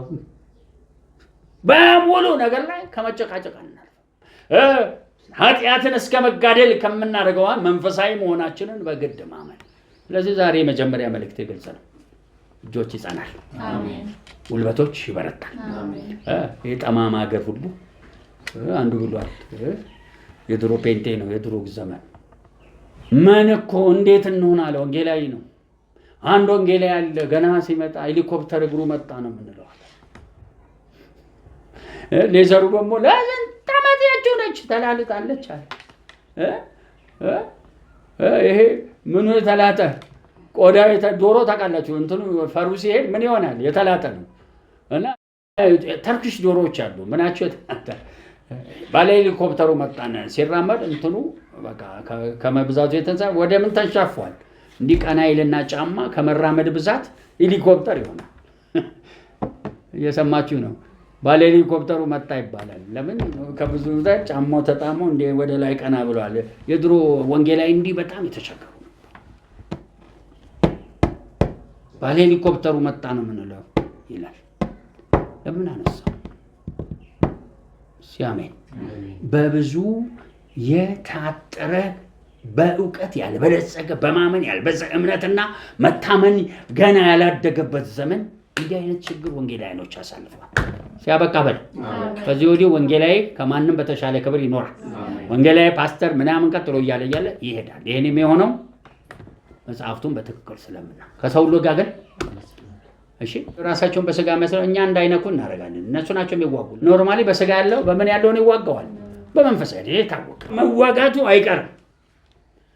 ያንን ደግሞ ለሰላም ከመጡ ለሰላም ካልመጡ ሰላምን መልሰን ሰብስበን መቆም የማን ፋንታ ነው? ለቀጥል ተጨማሪ ልስበከው እንጂ ላይኛው ነው መልእክቴ። ከሰው ሁሉ ጋር ሰላምን ትቀደሱም ዘንድ ፈልጉ። እቺ ሰብከት ራሱ ገና ጊዜ ይፈልጋል። ትቀደሱ ፈልጉ፣ ያለሱ ጌታን ሊያ የሚችል ትቀደሱ ዘንድ ፈልጉ ሲባል ተቀደሱ በቃ እግዚአብሔር ይመስገን ይሄ አይደለም። ተቀደሱማ ድሮም ተቀድሰናል። እሺ በደሙ ታጥበናል በሉ። ምን ማለት ነው? ለምፈልገው ስራ በርናባስና ጳውሎስን ለዩልኝ ብሎ ሐዋርያነት ሲሰጣቸው ለሐዋርያነት ለያቸው፣ ተቀደሱ። ለተለያየ ነገር ምን እንድንሆን ነው? መቀደስ አጭር እኮ ነው። ሙሴ በቃ መሸከም አልቻልኩም በሰባ ሰዎች መረጥ ምን ፊት አምጣልን ታቦት እስቲ ለያቸው በሉ። ሰባው ላይ ሁለቱ እዛ ነበር ወደ ሌላ ሰው ላይ ወደቀ እንዴ? ተቀደሱ ዘንድ ፈልጉ። ያለ ቅድስና እግዚአብሔርን ማየት አይቻልም ማለት እግዚአብሔር እንዲለይ ሁልጊዜ ጸልይ። ከሰው ጋር ሰላሙን ይቀድስ ዘንድ ትጋ። በቀደሰ መጠን እግዚአብሔር አብሮ ይሆናል። ባልቀደሰ ነገር አብሮ መቀደስ እንግዲህ አጭር ነው። አንድ ሰው ከርኩሰቱ ይነጻል። መንጻት ከነጻ ወዲህ ያልተቀደሰ ከሆነበት እንዲቀደስ ይሆናል። ሲቀደስ እግዚአብሔር አብሮታል። ተቀደስክ ማለት ግን ጸደቅና ምን ሆን ፍጹም ሆንክ ተቀደሰ ጊዜውን ጠብቀ ካለ ተቆነናል። እንደ ንጉስ ሳውል ከኩነኔው ተሞ ከጸደቅ ማለት አለቀ ማለት ነው። አብርሃም ጸደቀ ይላል። ፍጹም እንዲሆን ይጠበቃል። ጸድቁ እስማኤልን ወለደ። እሴ ነቀፋ ልጅ በሉ። በጽድቅና በፍጹምነት ማለት ነቀፋ አለ። ፍጹም ከሆንክ በሞ እንደ ሰይጣን አረማመዱ ፍጹም በሳት ላይ ሄድ ነበር። አንድ ቀን በልቡ ምን ተገኘ ይላል? ኃጢአት ምንድነው ይላል መጽሐፍ ቅዱስ? እሺ በሉት አመጻ በሉት። አመጻ የሚባል ፍጹም ከሆንክ ወዲህ በህይወት የሚጋፋ ነገር አለ።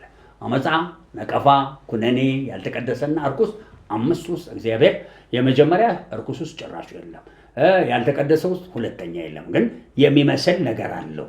ሶስተኛ ኩነኔ ውስጥ ለጊዜው ጥቂት ጊዜ ይለያል። ነቀፋ እሱም ረጅም ጊዜ ቆየ። ፍጹም ሆነ አመጻ ከጀመረ እሳት የሚበላው ሰይጣን አንተንም ሊያገኝ ይሄዳል። ታዲያ ለዘላለም ሞት የሚያደርስ አመጻ አለ፣ በሞት ለማይረባ ለቅጣት የሚያደርሳል። አሁን ጳውሎስ ይታበያል። መታበዩ ከሶስተኛ ተረፈ ወይም እነ ሐዋርያቶችን ምን እላለሁ የሚል እበልጣለሁ ሲል ያቺ መጎሸሚያ የሰይጣን መልእክተኛ ለምን እንዳይሰጥ ለሌላ ክፉ ነገር ተገሰጸ። ስለዚህ የምንም ያመጻም ልክ አለው ማለት ነው። ሰይጣን ለምንድን ነው የተባረረው? ልኩ በጣም አደገኛ ነው። የሆነ ከገብርኤል ጋር ቢወዳደር ይሻለው ነበር። አንተ በልጣለሁ አይሻለም? ከማን ጋር ነው እሱ ዘሎ ሄደው? ከእግዚአብሔር ከዋናው ጋር እንደ እግዚአብሔር ኮከቤን አደርጋለሁ ብሎ ብድግ ብሎ ውጭ አለ። በጣም አደገኛ ኃጢአት በደል ተገኘበት ይላል። አክቹአሊ ኃጢአት የሚለው ቃል ቀርቶ በደል ያልተቀደሰ ሰፈር ላይ ልጨርስ። መጨረሻ አንድ ተቃራለች። የእግዚአብሔር ጸጋ ለማንም እንዳይጎለው ቅድም እምለው የእግዚአብሔር ጸጋ ለማንም ጸጋ እንዲበዛልን ቅድም እምለው እስከ ደም ማፍሰስ ሄደ ማንነት ብቻ ሰው ምን እንዳይጎለን ጸጋ እንዳይጎለን ብዙዎችን የሚያረክስ አንድ መራራ ስር ወደ ላይ በቅሎ እንዳያስጨንቅ መራራ ስር መራራ ስር አንዱ መመረር ነው። መራራ ስር መሳደብ ነው። መራራ ስር ይቀጥላል። እርኩሰት በሉ እስቲ በቃ ሴሰኝነት ምናምን እነኚህ ሁሉ መራራ ስሮች። ሬትና ሞት አይብቀልብ የሚለው ቃል እዚህ ጋር ይቻላል። ስለዚህ አንድ መራራ ስር አንድ ሰው ያሳደግ፣ ለምሳሌ ይሁዳ አስቆሮጦስ የገንዘብ ፍቅሩ ምን አስለመደው? መስረቅ። መራራ ስር እሱ ውሸት አመጣ፣ ማስመሰል። ከዛ በጠዋት ይሄዳል። በጠዋት ቸርች ነው የሚሄደው። ሌባ ላመሉ ምን እንደሚልስ በጣም ጨዋ ይመስልና ከሐዋርያቶቹ ጋር አብሮ ይሰለፍ። ሐዋርያቶች አያውቁም፣ እዛ ገንዘብ እንደሚዘርፍም አያውቁም። ኢየሱስ ግን ያየዋል። ይሄ ጸባይ ያለው ጴንጤ ግን ምን ያለበት መራራ ስር መሸፈኛ ነው። በጠዋት የሚመጣው ሊሸፍነው። እንደኛ አይነቱ ሙቆቅ ነው። ሲያሜን በደግ ብለህ በጣም በጨዋ ከመጣ እንዴ እንላለን። የእግዚአብሔር ቅንድቦች የሰው ልጆችን ምን ይላል? ይሄ ሰውዬ ዛሬ ትጉ መሰለ እኮ። እስኪ ቆይ ምን ችግር አለ? ማረገው ነው የምነግራቸው። እስኪ በምንም አንታለልም በሉ። ሾው አናምንም። ይሄ ፖለቲከኛ ይመስል የእግዚአብሔር ፖለቲከኞች፣ ፖለቲከኛ ያው የምታውቁት ነው ይላሉ የቀደሙ አባቶቻችን። ፖለቲካ ማለት የመጀመሪያ በስብሰባ የሚያወሩት ሌላ ነው ይላል። በአዋጅ የሚናገሩት ሌላ ነው። በውስጥ ደግሞ የሚሰሩት ሌላ ነው። ሶስቱም ግን በፍጹም ከእውነት ጋር በጣም እኮ የሚገርም ነው። ስብሰባ ላይ የሚያወሩት ቀጥሎ ደግሞ በጋዜጣ የሚነግሩት ቀጥሎ የሚያደርጉት ሶስቱም አይቀናል። እውነቱ ግን ሌላ ቦታ ነው ያለው። ምን ትሉታላችሁ? እንዲህ አይነት አስተዳደር ከምሮ በላይ እኮ እነዚህ ሰዎች በእውን የሉም እንደማለት ነው። ለምን? እውነቱ ሌላ ቦታ፣ እነሱ ሌላ። ምንድን ነው ምክንያቱ ነው? ታዲያ እኛ የምናፈልገው እነሱ ነው እንዴ? ባለፈው ነገር አንድ ባፕቲስት በ80 ምናምን ዓመቱ የሞተ ከናይጄሪያ የመጣ ድንገት 4 ደቂቃ ከምናምን ሞትኩና እንደምን ሆስፒታል ወስዶ ምናምን ተነሳዋል። ስመለስ አሉ ሄቨን ደርሶ መጣሉ። እንዴት ብዬ ላሳፍር? ሚስቴ ጭምር ወጣየ ምን ሄቨን ደርሶ ባሌ መጣ ስላለች አለ። እኔ ግን የሄድኩት ናይጄሪያ ነበር አለ። የሆነ ቅዠት ይዞኝ ናይጄሪያ ደርሼ ተመለስኳል። ለምን ለማን ልናገረው አለ። አሁን ባለቤቴ ከሞተች ወዲህ ነው የምነግራችሁ። ማንን ላለማሳፈር ብዬ ባለቤቴ ጭምር ውሸት እያወራች እሺ፣ ከጴንጤ ቤት ውሸት ይነሳል በለው። ውሸት ይጠጣራ አድርጎ ሄደ። እንዲህ አይነት ውሸት አንፈልግም፣ ግን በእምነት እናወራለን። እስቲ አሜን። 10 ሳንቲም አለች ዛሬ ላስተምራት ነው። እንደውም ጌታ ይመስገን መራራ ስራ አይበቅለብንም። የመጨረሻ ጳውሎስ እኮ በአንዴ ስንት ነገር ነው ያወራው። ስለዚህ ሁሉንም አንዳንዴ ማንበብ ቢቀርብኝ ጥሩ ነው። ሰሞ ቀጥሎሙ በቅሎ እንዳያስጨንቅ ሴሰኛ የሚሆን እንዳይገኝ። ይህም አለ ሴሰኛ በአንድ ነገር ላይ ባህሪ ማበጀት ጥሩ ነገር ነው፣ ግን ሱስ ይሆንብሃል። አሁን ቡና መጠጣት ብለህ ጠዋት ትነሳ አካል ካልቆልሃል። በምን ሱስ ውስጥ ነህ? እስቲ ሱሳችን ጸሎት ብቻ ይሁን በሉ። እንደዚህ መንፈሳዊ ነገር ይላል። መስከር ምንድን ነው? መባከን ነው እንደሚል በምን ስከሩ ይላል። እዚህ ያለ ሴሰኛ ሰው እኮ በበሽታ የተመታ ማን ይሆን? ከዚህ ካላችሁት አንድ ሰው አሉ በሴሰኝነት ተመቶ በሽታ የሚዋቀው። ፕሮግራሚን ስለሚያስተኝ ነው። እውቀት አልባ የሆነ ሰው አለ። የመልእክቱ እውቀት አልባ። አንዳንዶቻችሁ ያው ቁጭ ብላችሁ ታውቃላችሁ አይደል? 40 ዓመትም ተምረን የለም እውቀት አልባ የሆነ ሰው። ኧረ በኢየሱስ እህት ነሽ፣ አጥርሽ ፈርሷል። እንግዲህ ላፍርተው በእውቀት ማጣት ምክንያት አኗኗርሽን በማትሺውም በቃ ሬጉላር ይውለች። አንዳንድ ጊዜ እንደ ዩኒቨርሲቲም ትንሽ በቆየንበት ይውላችሁ ምንም ምርጫ የለም። 10 ሰዓት ተነሳለህ፣ ትጸልያለህ። ልክ 12 ተኩል ተጣጥበህ ለምግብ ሰልፍ ትይዛለህ፣ እንደወረደ ለመብላት፣ ቆሻሻ ላለመብላት። ለምን? ልክ 1 ሰዓት ምኑ ይከፈታል ምግብ ቤቱ እስከ 3 ሰዓት አለ። በቃ እሱን ትበላና ልክ 2 ተኩል ወይም 2 ሰዓት ትምህርት ቤት ትሮጣለህ። ዩኒቨርሲቲ ውስጥ ትገባለህ። ምሳ ሰዓት ልክ 6 ሰዓት ነው እንደወጣ እየሮጥክ፣ ምክንያቱም እዛው ሲከፈት ነው የምትደርሰው። ሬጉላር ይባላል። አንዳንዴ 88 ይባላል። ጠዋት ትወጣለህ፣ ከምሽቱ 8 ሰዓት ነው ከላይብረሪ የምትመለሰው። 88 ለስንት ቀን? አብሶ 40 ክሬዲት አውር ያኔ አናቶሚ ምናምን 88 ከመስከረም እስከ ነሐሴ እነ ጌታቸው በወለደ ዩኒቨርሲቲ አስተማሪዎች መጥተው እስኪፈትኑ 88 ነው። ስቃይ፣ ከንፈኛ ስቃይ። እንደዚህ ወንጌል ብንይዝ እስቲ አሜን።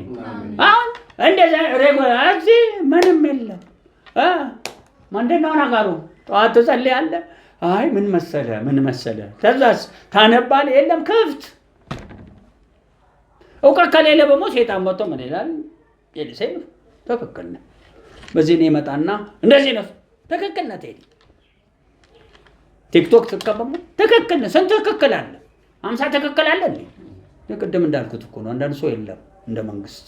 በዚህ በኩል አዋጁ ሌላ ነው፣ በዚህ በኩል ስብሰባው ሌላ ነው፣ በዚህ በኩል የሚያደርጉት ሌላ የሉም። ትራምፕ ትናንት በሳቅ ገደለን አይደል እንዴ? ልንገራችሁ እንዴ ትራምፕ በሳቅ እኮ ነው የገደለን። የአሜሪካ ቡድን ትናንት ተሸነፈ። ከመሸነፉ በፊት አንድ በቀይ ካርድ ይወጣባቸው ነበረና ሄዶ ፊፋን አናገረ እዛ በስልክ። ከዛ ሪፖርት ተናገር እንዴት ነው ሲሉት ምን መሰለህ ይሄን ስታፍ እኮ በደንብ አውቀዋል ኳስ አለ። ይሄ ሰውዬ እኮ በቦክስም አልመጣው አለ። ቦክስ መሰለው ነው ኳስ ጨዋታ። ስለዚህ በቦክስ አልመጣ ምንም አላደረገውም። ስለዚህ ጠይቄለት አስመለስኩት አለ። የቱ ጋር ነው ኳስ ጨዋታ በቦክስ ፋውል የምትሰራው? በቦክስ ነው እንዴ? በምንድን ነው? በእግር ነው። ሰውየው ግን ያው ኳስ ስለማያውቅ ይህን ስታፍ አውቀዋለሁ፣ ምክንያቱም ሄዶ በቦክስ አልመታው ገጭ አላደረገው። ስለዚህ ዳኛው ተሳስቷል። ዳኛው ያስወጣው ምንድን ነው? የሰው እግር በዚህ በውስጥ ከነታኬታው እዚህ ጋር ሰበር። እንደውም እዚህ ጋር ቢያደርግ ይቆይ እንዲህ ሰብሮት አለው። ስለዚህ ያየና ቀይ ሰጠ። ከቦክስ አይከፋም እንዴ? ግን ትራምፒዝም ይባላል። ትራምፕ ከዛ ሞራል ይሰጥታል። አንድ ተነሳና አንዱ ከሴናተር ትራምፕ ኢዝ ጉድ ምክንያቱም ምክንያቱም ትራምፕ ራሱ ኳስ ምን እንደው ኤኒዌይ 4-1 ተሸነፉ። ለምኑ ምንም ሰውየውንም ቢያስየ ቶፕ ተጫዋችም አይደለም ቀይተ ግን ሞራላቸው በጣም በኳስ አሜሪካ ጋር ብዙም አይታወቅም። እግሮች ሲራመዱ ጨረሰ መሰለኝ ወጥ። እሺ እኔ በመሀል ነው ዝም ብዬ አሁን ትራምፕን ያነሳሁት እንጂ እሺ እዚህ መሀል እኮ አንድ በቃ እኔ መገለጥ ማልወደው ይላችሁ ሌላ ቦታ ይወስደኛል። እንዴት ይሻላል እህቴ?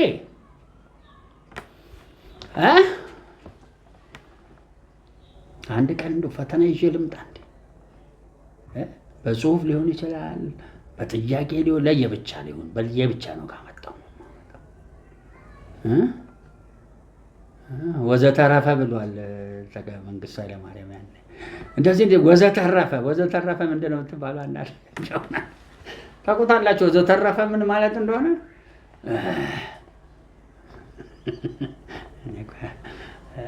ሀራይን ክፍተት አየዋለሁ። አሁንም እውቀት አልባነት እየተማሩ እንዳልተማሩ ከሌለ እውቀቱ በምንድን ነው የምትሾልከው? መሽሎክ አይቻልም። እያንዳንዱ እግርህ እኮ የኔ እግር አይሄድ አብሮ የሚሄደው የማን እግር ነው? ያንተ ነው። ስለዚህ በእግራችሁ ነው የምትሄዱት። የመጨረሻው ላምፕ ሴሰኝነት ተጠርጓል። በልብስ ልማድ፣ ከንቱ ልማድ። አሁን ያወራሁት መጸለይ ምናምን ይህን ጥሩ ነገር መልመድ ሲገባል ሌላ ድሮ የለመድነው የአባት እናቶቻችን በቃ በለው ዘራፍ ጭቁን ሴት ይባላል። እሺ ያኔ ዘበኝነት የለመደች አንድ እኛ ቀበሌ የነበረች ልክ ከቤቷም ስትወጣ እንደዚህ ነው የምትሄደው። ምን ስለሆነች? የቀበሌው ዘበኛ። ስለዚህ የምን ሱስ ይዟታል? ጃቀኝ። ኧረ አውርጄው እኛ ልጆች ኧረ በትክክል ይቺ አውርጅ ጃቀኛ አትችልበትም። ጃቀኝ ሴሰኝነት ከላያችን ይነሳ። የመጨረሻውን ላነብ።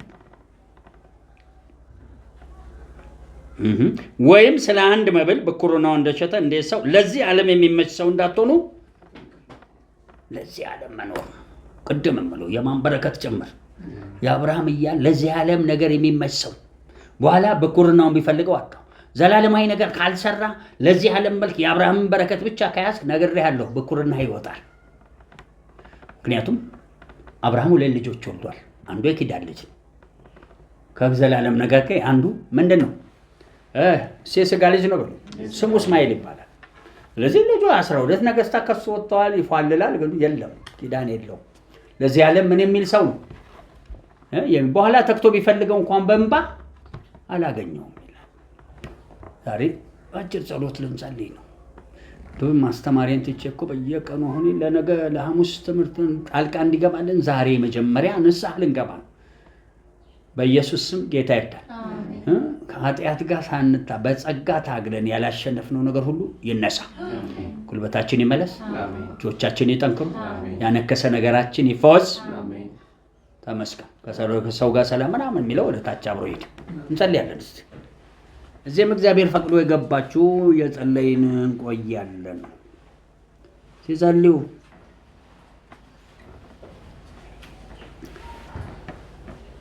ተሻገር ያለው ሂድ እለፍ ያለው ጌታ ታማኝ ነው።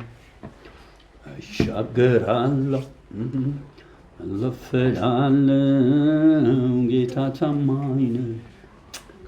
በወጀብ በአውሎ ነፋስ መንገድ አለው። ተሻገር ያለው ሂድ እለፍ ያለው ጌታ ታማኝ ነው። እንዴት ልፍራ እንዴት ልሸበር ጌታ ከኔ ጋራ ነው። ተሻገር ያለው ሂድ እለፍ ያለው ጌታ እርግጠኛ እንሁን፣ በሙሉ ነገራችን እንሻገር። እየጸለይን እንቆያለን። እግዚአብሔር እንግዲህ በሰጠህን መልእክት ብዙ እንደ ደመና ምስክር ሁሉም በደረሰበት ሰጥቶናል።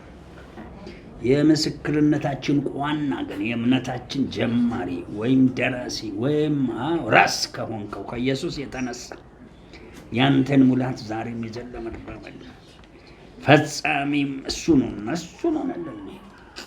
አሁንም አንተን ተመለከትን። ስንመለከትህ በአብ ቀኝ የተቀመጥ ስንመለከት መዓት ነገር ነው የምናየው። ስንመለከት የእግዚአብሔር መንግስት ውስጥ አለ። ስንመለከት መንፈስ ቅዱስ ከአንተ ጋር ነው። ስንመለከት ማናየው ነገር የለም። እግዚአብሔርን መምሰል ያለ ጥርጥር ታላቅ ነውና አንተ ነውርን ንቀህ በመስቀል ታግሰህ በቀኝ የተቀመጥክበት ክብር የኛ ነው። እሱን ለማግኘት ስንፈልግ እሱ ይሄ ያስተማረውን የኖረበትን ኑሮ ባይቀበሉትም በተቃዋሚዎቹ የጸናውን እንደሚል ዛሬም እግዚአብሔር ሆይ እግዚአብሔር ያለውን አለመሆን ኃጢአት ነው። እግዚአብሔርን እንለምናለን። እስከ ደም ማፍሰስ ድረስ ደሙን ያፈሰሰልን ኢየሱስ አለ። እስከ ደም ማፍሰስ የሄደልን ኢየሱስ ቀራንዮ ላይ የእግዚአብሔር ልጅነቱን ሳይክድ የሞተልን ቀራንዮ ላይ ስጋችንን ከነመሻቱ ወይም ሰው የሆነው ማንነታችን ወደዛኛው እንዲሻገርልን በእግዚአብሔር ልጅነት ውስጥ መስዋዕት ሆኖ ተከራከረልን። እስከ ደም ማፍሰስ አልተቃወመም። መነቃወሙ ባንተ በቀራንዮ መስቀል መጠበብን ወጋን። በቀራንዮ መስቀል እግዚአብሔር ሆይ ይህንን በፍጹም መስመራችንን የሚዋጋው በትንሣኤውም ኃይል ጎዶሎነትን አነሳን። የመሰናክል ይነሳ። በኪዳኑ ክብር አጎንብሰን አንሄድም። የሚያስጎነብስ የጥያቄ ማዕት አይምሯችን ላይ አይፈጠርም። አራተኛ አምላኬ በጠባብ ዋናይም አሁንም ጠባብ አድርጎ የሚያሳየንን በሙሉ ጠርገን እናነሳና እግዚአብሔር ዛሬም የላሉ እጆቻችን ላይ እሳት ግጠምን ልንስሐ ገባን። እስከ ደም ማፍሰስ ልንሄድ እንጂ ያንተን ቅጣት ዲቃላ እንዳትሆኑ አብሮ መውጫውን የሰጠበት ቅጣታችን እንዲነሳ ንስሐ ገባን። ንስሐ ስንገባ እግዚአብሔር የሚወደውን ሕዝብ ይቀጣል፣ ይገስጻል። ያ ተግሳጽ ግን ያመጣብን ዝለት ጉልበት ማጣት ያመጣብን ማነከስ አምላኬ እባክህ ከዛም ከሰው ጋር ሰላም ከዛም መቀደስ በሁሉ ነገር ላይ ሙሉ ቅድስና ላይ ከሴሰኝነት ዓለምን ከመውደድ መራራ ስር እንደበቀል አድርገህ አንድ ጊዜ አድሰን ሌት ጋር ተነሳ። እግዚአብሔር ተነሳ ዜላሞ ዱላማ ሴካዶ ኡቫማ አንድ ጊዜ ሼላሞ ኡላማ ቴካዶ ለምንሃለው እባክህ በጠለቀው የመንፈስ ቅዱስ ስልጣን ሱላማ ሱካማ ቴካዶላ እባክህ በዘለቀና በጠለቀ መንፈስ ቅዱስ ኃይል ውስጥ አንድ ጊዜ አስበን አንተ የምታማልድን ኢየሱስም ጣልቃ ገባልን። እግዚአብሔር ራስህን ከእኛ ጋር ያስታረክበት ያ ብርሃን ሳለ የጨለመበት ክብርህ በሙሉ እነሳና ጌታ ሆይ አሁንም ጎለን እንዳለንማ እናውቀዋለን። ያ ሙላት መች እንዳንተ እግዚአብሔርን የሚመስል ችሎት ያዝን። መች አንተ ተገልጠህ ልታረግ ዛሬ ያልከውን በላይ በሰማይ በታች በምድር ከምድር መች አደረግን። የቀደመ ሰማይና ምድሩን ቢሆን አልገዛንም። ደግሞ የአዲሱ ሰማይና ምድር ህይወትን በላያችን መች ተገልጦ። እጅግ ድካም ላይ ነን። እጅግ አለማመን ሞልቶብናል። እጅግ አለማወቅ ሞልቶብናል። እጅግ እምነት አተናል። እጅግ መታመን አተናል። ተዘልለን መች ኖረን እርፍ ብለን እርግጠኝነትን የያዘ ጌታውን የታመነ እና የተዘለለ በግ እግዚአብሔር ላቱን ውጭ እንደሚያሳድር ጅብ እንደማይነካ አንድ ጊዜ ነካልና እባክህ እጅ ቅባት ታገኝ።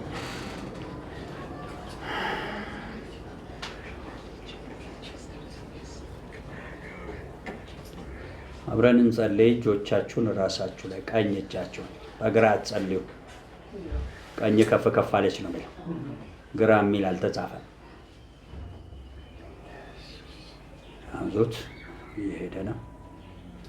እግዚአብሔር አምላካችን እግዚአብሔር አባታችን በአንድያ ልጅ በኩልና በቅዱሱ መንፈስ ዛሬም የስልጣን ቃልህ ወጥቶ ስለመጣ ተመስገን። ያ ጸጋ የነበረው ኢየሱስ መሬት ላይ ጻፈ።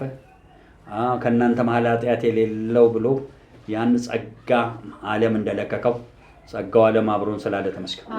ሰዎችን ሁሉ የሚያድን እግዚአብሔር ጸጋ ተገልጧል እንደሚል ከዛ ጸጋ ውጭ ምንም ማድረግ አንችልምና ያ ጸጋ አብሮን ስላለ ተመስገን።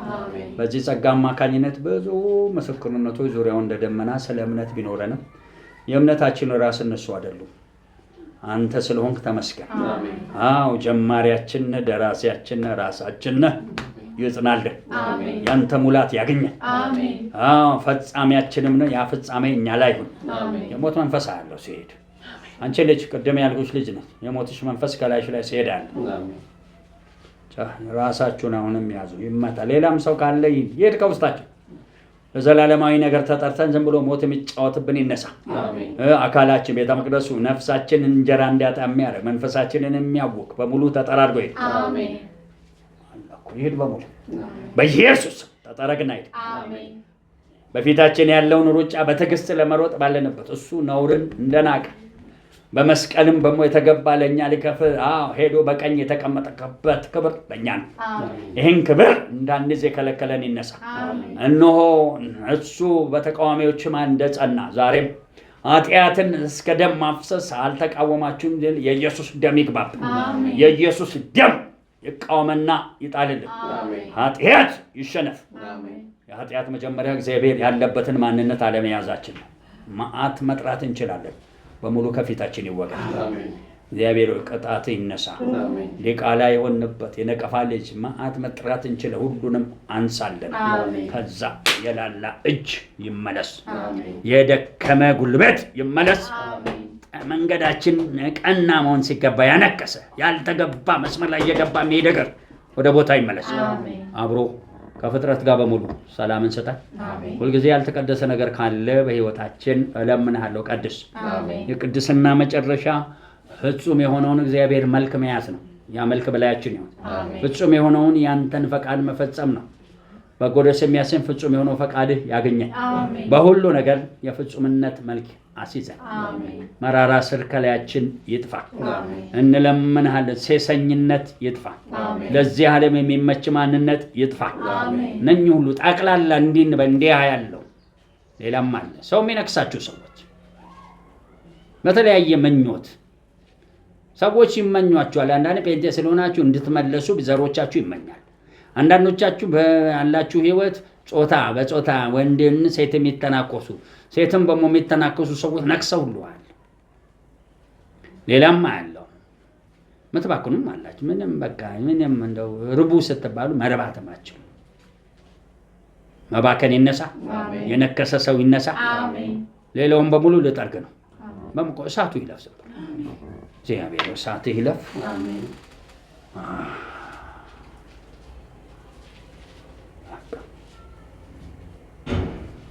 የአእምሮ መታደስ እየሰራ ያለው አሜን። ሲያወርዱና እጃችሁን ጨብጡ። ገና እየሰራ ነው። አቤት ራስ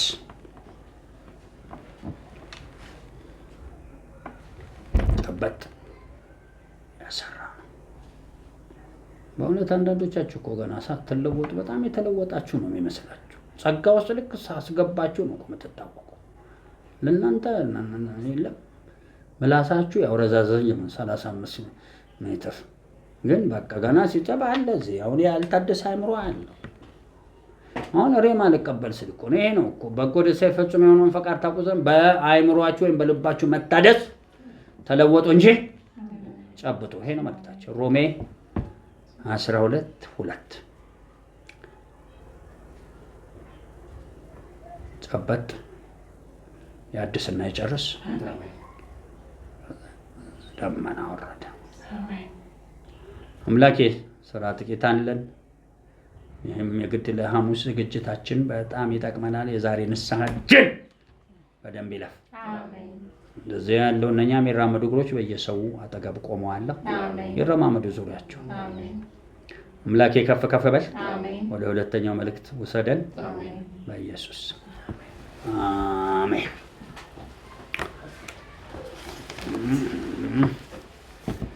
ማርቆስ 9 አንድ ታሪክ ላነሳ ነው። ያው ያየሁትን ነው ማስቀምጠው።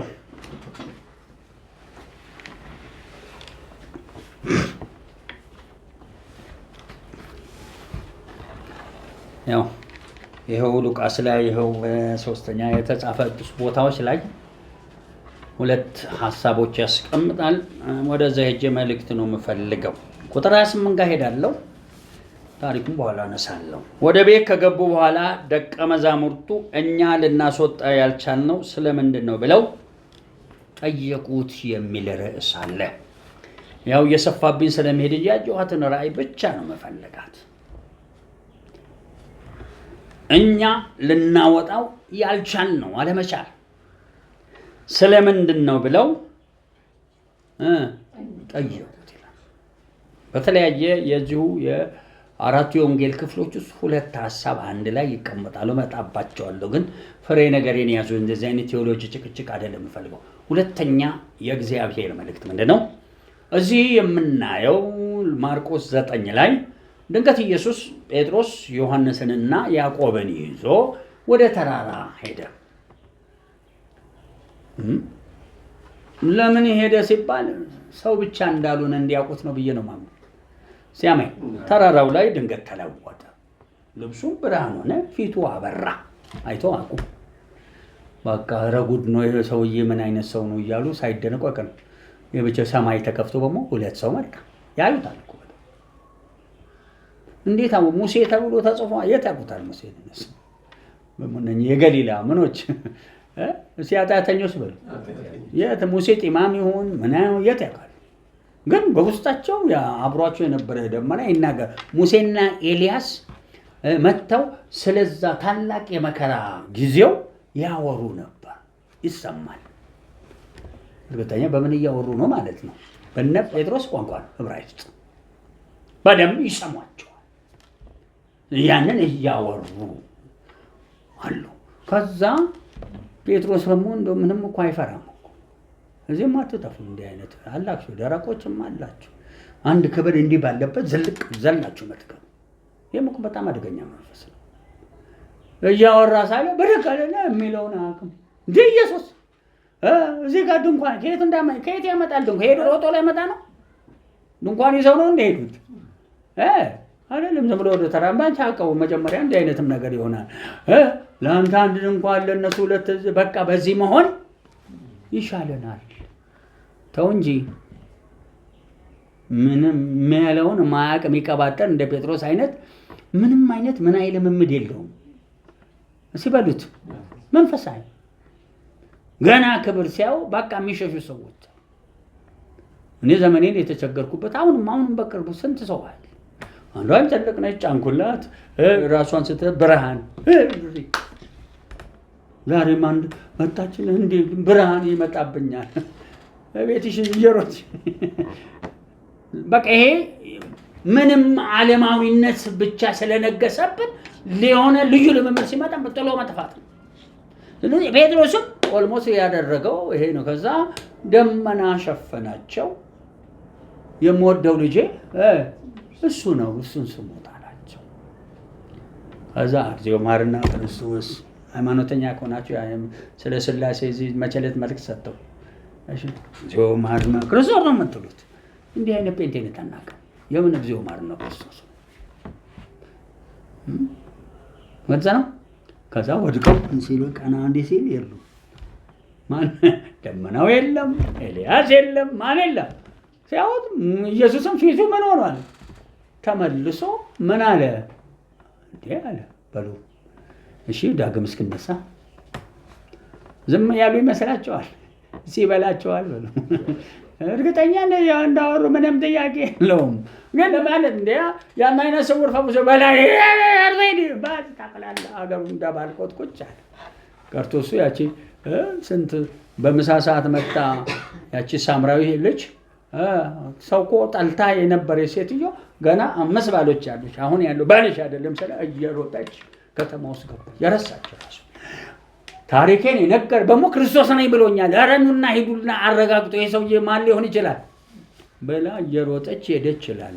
ዝም በሉ ባላቸው መጠን ሰዎቹም ሰይጣኖቹም ያወሩ ነበር። ሰይጣኖቹም እንደሱ ናቸው። የማያወሩት ነገር የለም። ስለማን? ስለ ክርስቶስ ኢየሱስ። ለምንም ታዲያ የፈለቁት ምንድነው? እነሱ እዛ ሳሉ ድንገት አንድ የምጥል በሽታ ያለው ልጅ አንድ አባት የታለ ኢየሱስ የሚለው ሲመጣ ተራራው ላይ እንዴት ይሄድ ያለው እድል የሱ ምኖች ደቀ መዛሙርቶች ጋር እና ደቀ መዛሙርቶቹ ጋር አመጣ። መልእክቴን ነው የምፈልገው።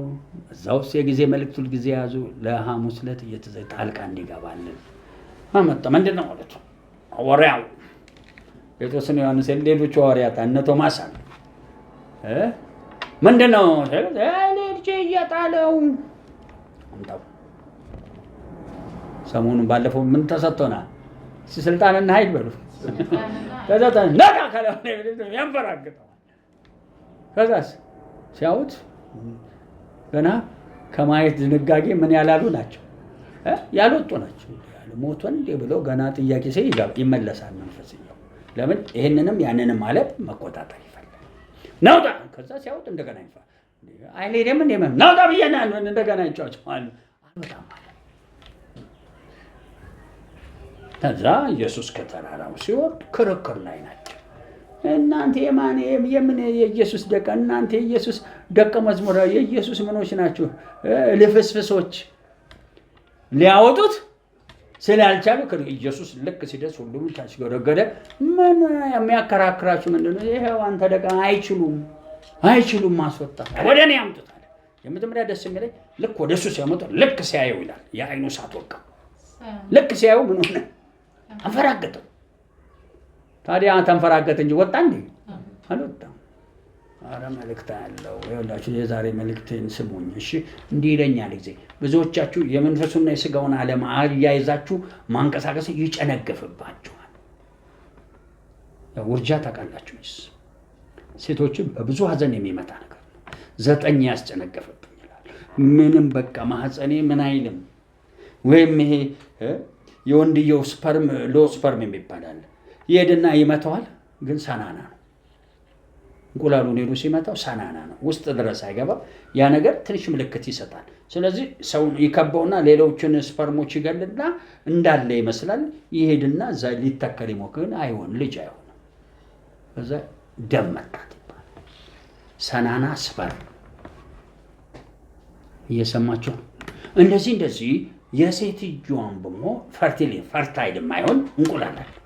ሄዶ ያው ኃይል አለው ጓ አድርጎ እዛ ውስጥ ሊያደርገው ሲፈልግ እንቁላሉ የለም። የያዘ ይመስላል። ይሄዳል፣ ይመታታል። በ2 ወር በ3 ወር ተመልሶ በኃይል ይፈሳል። ኧረ በጣም እዚህ ውስጥ ያላችሁ በጣም ጭንቅፋት የለመደባችኋል። መጸነስና ምን ያለመዳችሁ መውለድ በመንፈሱ አለ።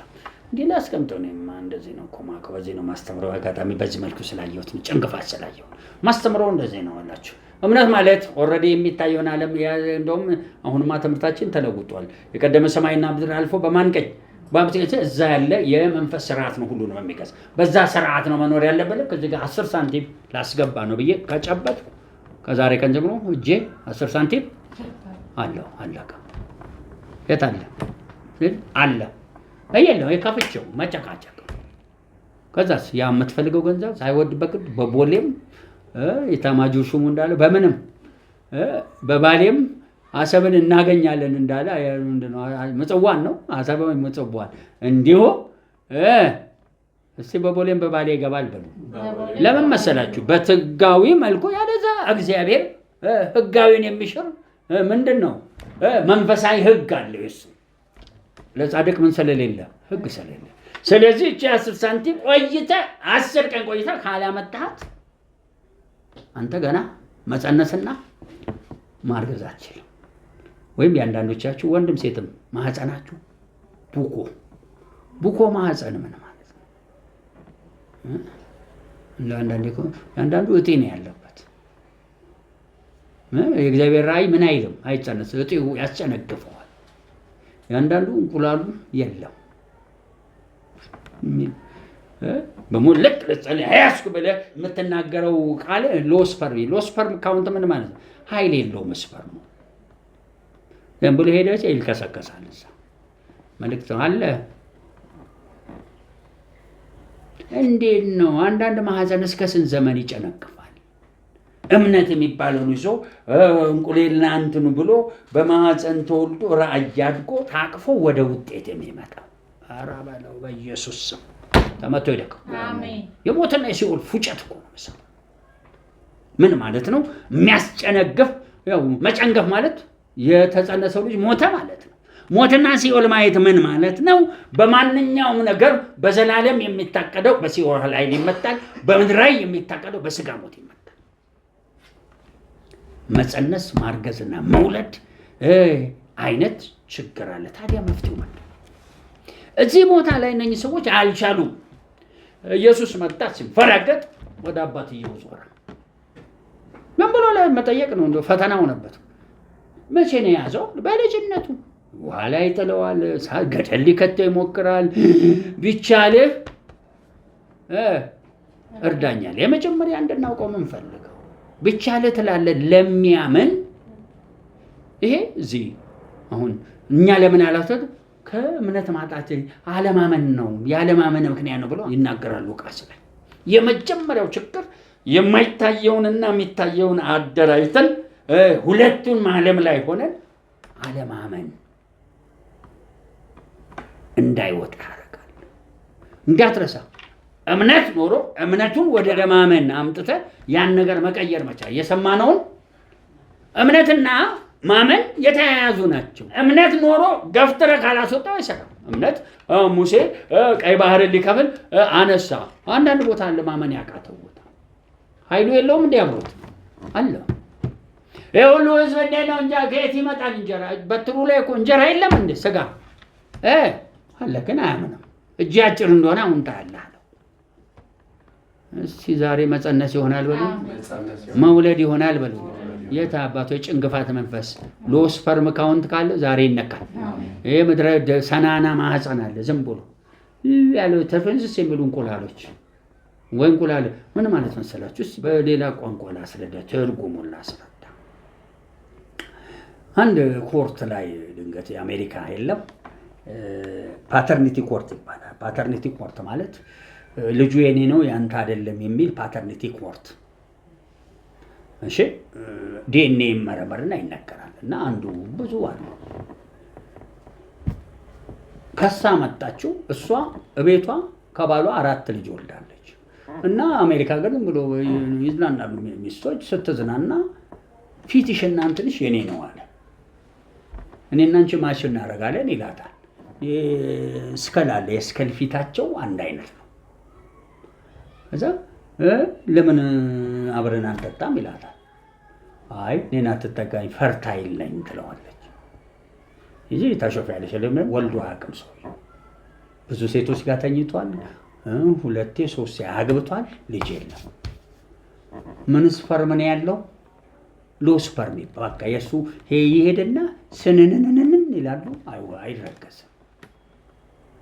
ሰውም አስጠነቀቀ። ፈርታይል ነኝ ምን ማለት ነው? ምድረ ሰናና ነገርን ሁሉ ሰባብሮ ምን ላይ ወልደር ይችላለሁ አላመናት። ግን ተጠቅላላ ያቃል እሱ ግዙፍነትና ከሷ ጋር ማች እንደሚያደርጉ ገብቶታል። እንግዲህ መንፈሱ ዓለም ትንሽ ማወቅ ይፈልጋል። እንደው ኪዳን አለው። ዛሬ ኪዳን ወረደ። መጸነስና ማርገዝ መውለድ ሊሆን ነው። ምን ጸልዩ ለሚያምን ሁሉ ይቻላል። አምናለሁ ምንን በቃ ገትሩና ያዙ። ዛሬ 10 ሳንቲሟ እንደገባች ተጸናል። ለሚያምን ሁሉ ይቻላል። ገጠም አድርጋችሁ ኢየሱስ ምን አለ? ቢቻልተ ለሚያምን ሁሉ ይቻላል። አምጣው አለው። ነዳለው። ተንፈራገጠ። እንደሞተ ሰው ሆነ።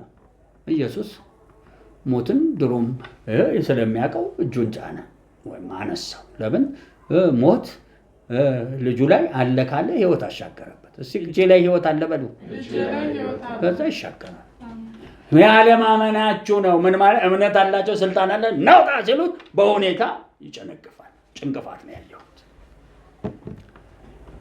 ያቺ ሴት አብረው ሲጠጡ አመሹና ጥሩ አይደለም። ያው የዓለም ታሪክ ነው፣ ለፔንቴ አይሆንም። ግን እኔ የፈለግኩት ጭንቅፋትን ስለማስወገድ።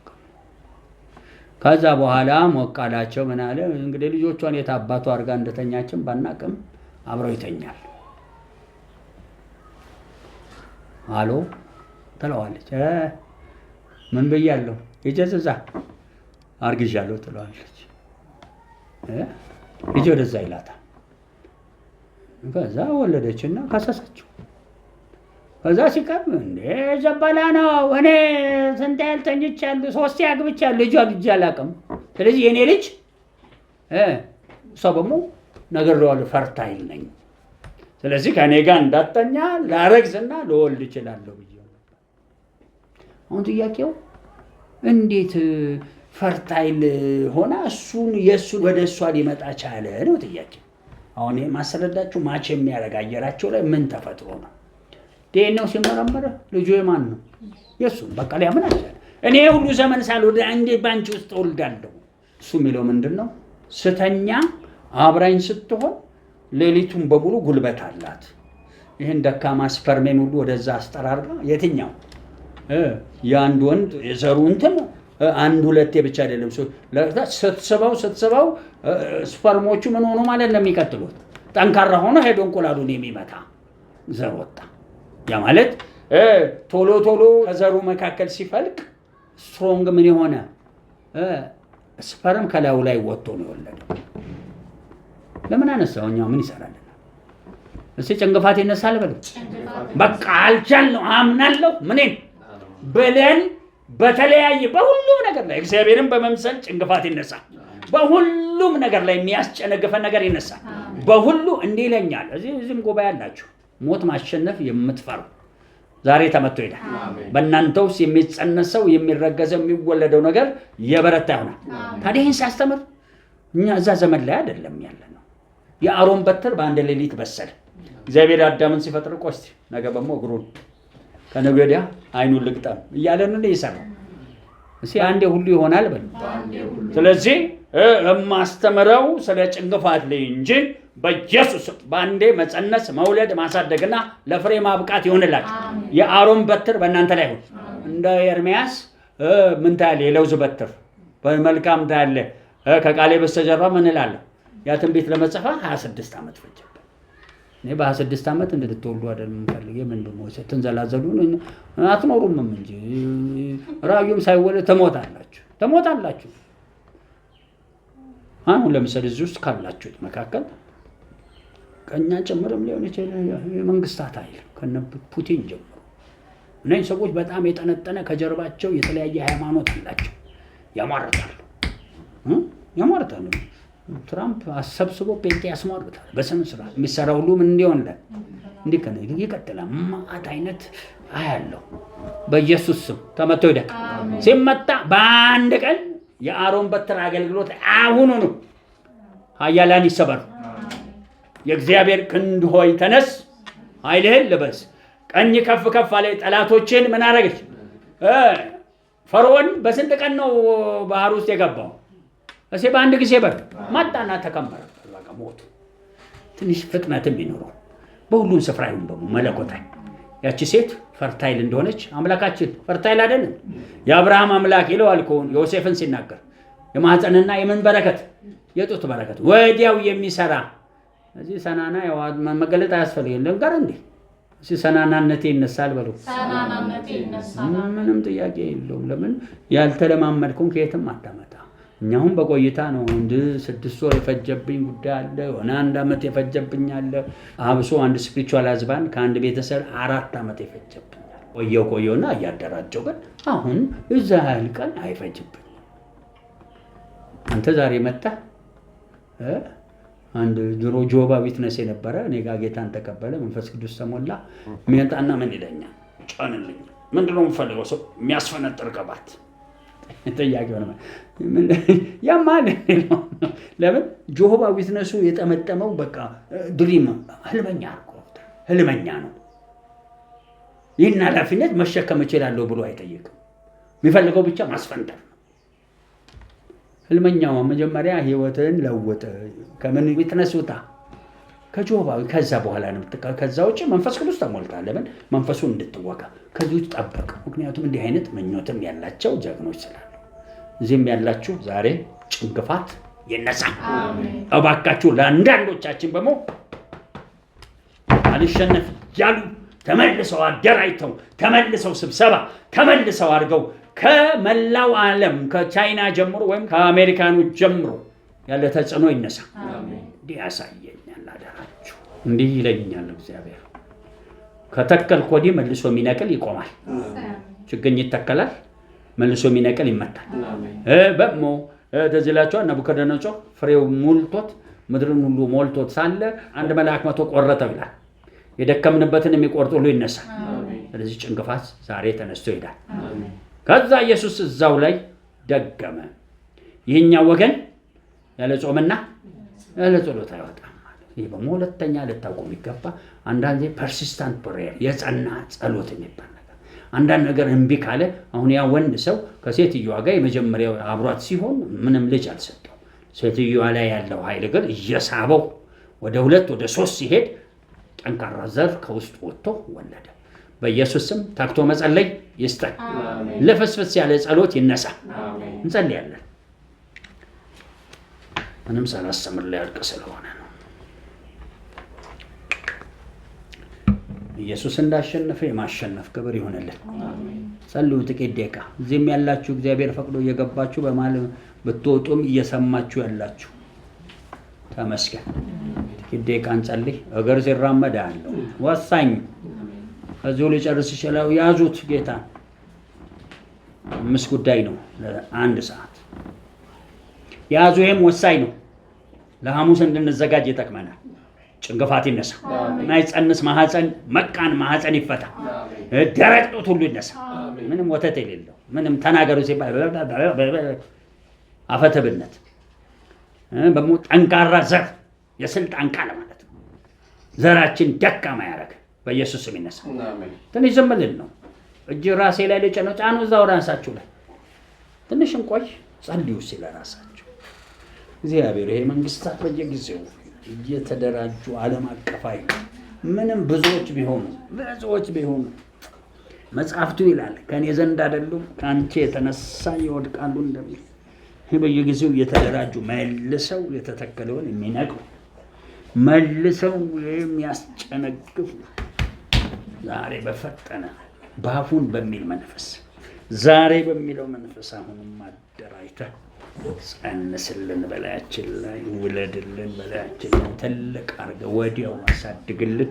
የአሮን በትር በስሎ እንደወጣ የበሰለ አድርገህ ዛሬ ለሚያምን ሁሉ ይቻላል። አንተን እናምናለን። ሁለተኛ ቅድም እምነት አስተካክለናል። እምነትህ አድኖታል እንደሚል በእምነት ዛሬም በዘመናት ያሰብካቸውን ሀሳቦች በዚች ምድር ላይ በእምነት አንቀሳቀስ። በእምነትና በመታመን አንቀሳቀስ። በዛ ተዘለልና አርፈን እንቀሳቀስ። ተመስገን። ቢቻል ትላለህ ለሚያምን ብለዋል። በአንተ እናምናለን፣ ለሚያምን እናምንሃለን። ሁለተኛ ደግሞ እምነት ተሰጥቶናል። እምነት ደግሞ እንዳንተ ያደርገናል። በዚህ ደግሞ እምነት እግዚአብሔር እኛ አርፈን ወይም ተዘለናል እርግጠኛ ሆነን። ስለዚህ በኢየሱስ ስምና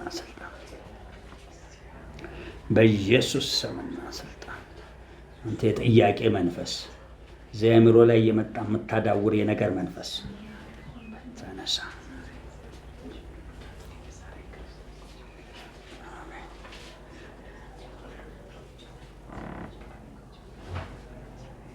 እስቲ መልካምነቱ ይለፍ። መዝሙር ተሰጠኝ እጅግ የሚምር የሚራራ። ይሄ መልእክታችን ነው። ዘጸአት ምዕራፍ 33 ቁጥር 19 መልካምነቴን ዛሬም ይግባ፣ የምምራውን የምራራለትን ምሕረቱ ዛሬ ያገኘ። እግዚአብሔር አምላካችን እጅግ ላስቸኮለ ነገር ሁሉ ሙሉ የበሰለ ፍሬ ያለው በኢየሱስ ስም ይለቀቅ። የአሮን በትር በስሎ በጠዋቱ አገልግሎት እንደጀመረ የስ ፍሬ ያለው አገልግሎታችን የተለቀቀ የስ ከዛ መሃል ገና የሚጀምር ማህፀን ግን ዛሬ ያየሁት ማህፀን አይደለም፣ ጡት አይደለም፣ ጭንቅፋት ነው። ጭንቅፋት ይነሳ። የስ ገና ማመን ጀምሮ ገና ሳይራመዱ ከእጃቸው 10 ሳንቲሙን የሚወስድ በየስ የጭንቅፋት መንፈስ ይነሳ። ጭንቅፋት ተነስቶ ዘሩ ከዘሩ ጋር ተያይዞ እግዚአብሔር ሆይ ቃሉ ከውስጣችን መንፈስ ጋር ተያይዞ በኢየሱስ ስም መጸነሱ ይጽና። እግዚአብሔር የማህፀን ግድግዳ እንደሚባል በህይወታችን ተሸክመን እንዳንሄድ አቅም የሚያሳጣን ይነሳ። አንዳንዶቻችን በሰላም መውለድ ይሁን፣ በሰላም አጥብቶ ማሳደግ ይሁን። በትክክል ራእያችንን ገርዞና አስተካክሎ ይገለጥ። የተገልጦ ያለም በሙሉ አብሮ ሄድ። አንድ የሙት መንፈስ ይመታል። የቀደመው እህት ነች። እስካሁን አንድ ሴት ላይ ነው መልእክቱ ያለ። እሺ ሞትሽ ተሰብሯል ይላል። ተመስገን። እስቲ እንጨብጥ።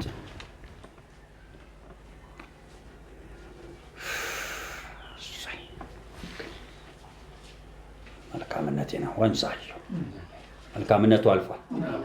መምረውን እምራለሁ፣ መራራለትን ትንሽ አዋጅ እንዳይመስል ክብሩ ስለተለገጠ ክብሬን አሳያለሁ ካለ ወዲህ ክብሩ ወርዶልናል። ክብሩ መልካምነቱን ሰጥቶናል፣ ምሮናል። ብዙ አንዳንዴ 4 ቀን አይደለ 4 ዓመት አንዳንዴ 10 ዓመት የፈጀብንም ይኖራል። ግን አለመልቀቅ ነው ዋናው። እሺ ያደራጀው ግን ለሌላው ሰው ሲመጣ ወዲያው ይሰራለታል። ጎንበስ ስንበል የተረማመዱ ነገሮቹ በዚህ ስፍራ በዚህ ማዕከል ውስጥ ያሉትን የእምነት አንቀጾች እያደራጀው እየተለቀቀው ይሄዳሉ። ክብሩን ጌታ ይውሰድ። እግዚአብሔርና የእግዚአብሔር መንግስት። እግዚአብሔር ማን ነው? ስንት ዛሬ ተሰጠኝ። እግዚአብሔር ስንት ነው የሚል ነው። በአባትነትና በአምላክነቱ ያለ ልዩነትን ዶክትሪን አድርገን እንድናስተምር ነው። ውስጡ ሌሎች ገና ይቀጥላል። እግዚአብሔር ወልድስ ማን ነው የሚባለው? ከየት መጣ? የሚቀጥለው ይቀጥላል። የመጀመሪያው የዶክትሪናችን መነሻ ባለቤቱ ነው። እግዚአብሔር የሚባል ባለቤት አለ። ክብሩን ጌታ ይውሰድ። አምላክ ምን ማለት ነው? አባት። ለምንድን ነው የሚከፋፈለው? ዝም ብለን አምላክ ብቻ ለምንድን ነው እግዚአብሔር በጊዜው በምን ስም ነው አባት የሚለውን እየተው አምላክ ብቻ የሚገልጥበት ምክንያት? እሱን ሁሉ ማብራራት ይፈልጋል። ስለነበረን ጊዜ ክብሩን መልሶ ይውሰድ። ሲያጭር እልልታና ጭብጨባ። እናመሰግንሃለን እግዚአብሔር፣ እናከብርሃለን። ክብርህን ጠቅልለህ አንተ ውሰድ። ብቻህን የከበርክ ጌታ ተባረክልን። በሰላም ወደ የስፍራችን አድርሰን በኢየሱስ የጌታ ጸጋ ከሁላችን ጋር። ተባረኩልን። በሰላም መሄድ ይቻላል። እዚህም ያላችሁ ፕሮግራሞቻችን እዚህ አዛ አለ። ዛሬ ማክሰኞ እንዲህ ያስተማርነውን ሐሙስ ዕለት ልዩ አምልኮ ፕሮግራም አለን። በዛ የእግዚአብሔር ጣልቃ ገብነት እናጸናለን። የቢሮ ሰዓት አለን። ስልክ አለን። በስልክ ደውላችሁ ማጸለይ ትችላለን። መስጠት የምትፈልጉም እዛ ጋር አለ። በጌታ ፍቅር እንወዳችኋለን። ሰላም እደሩ።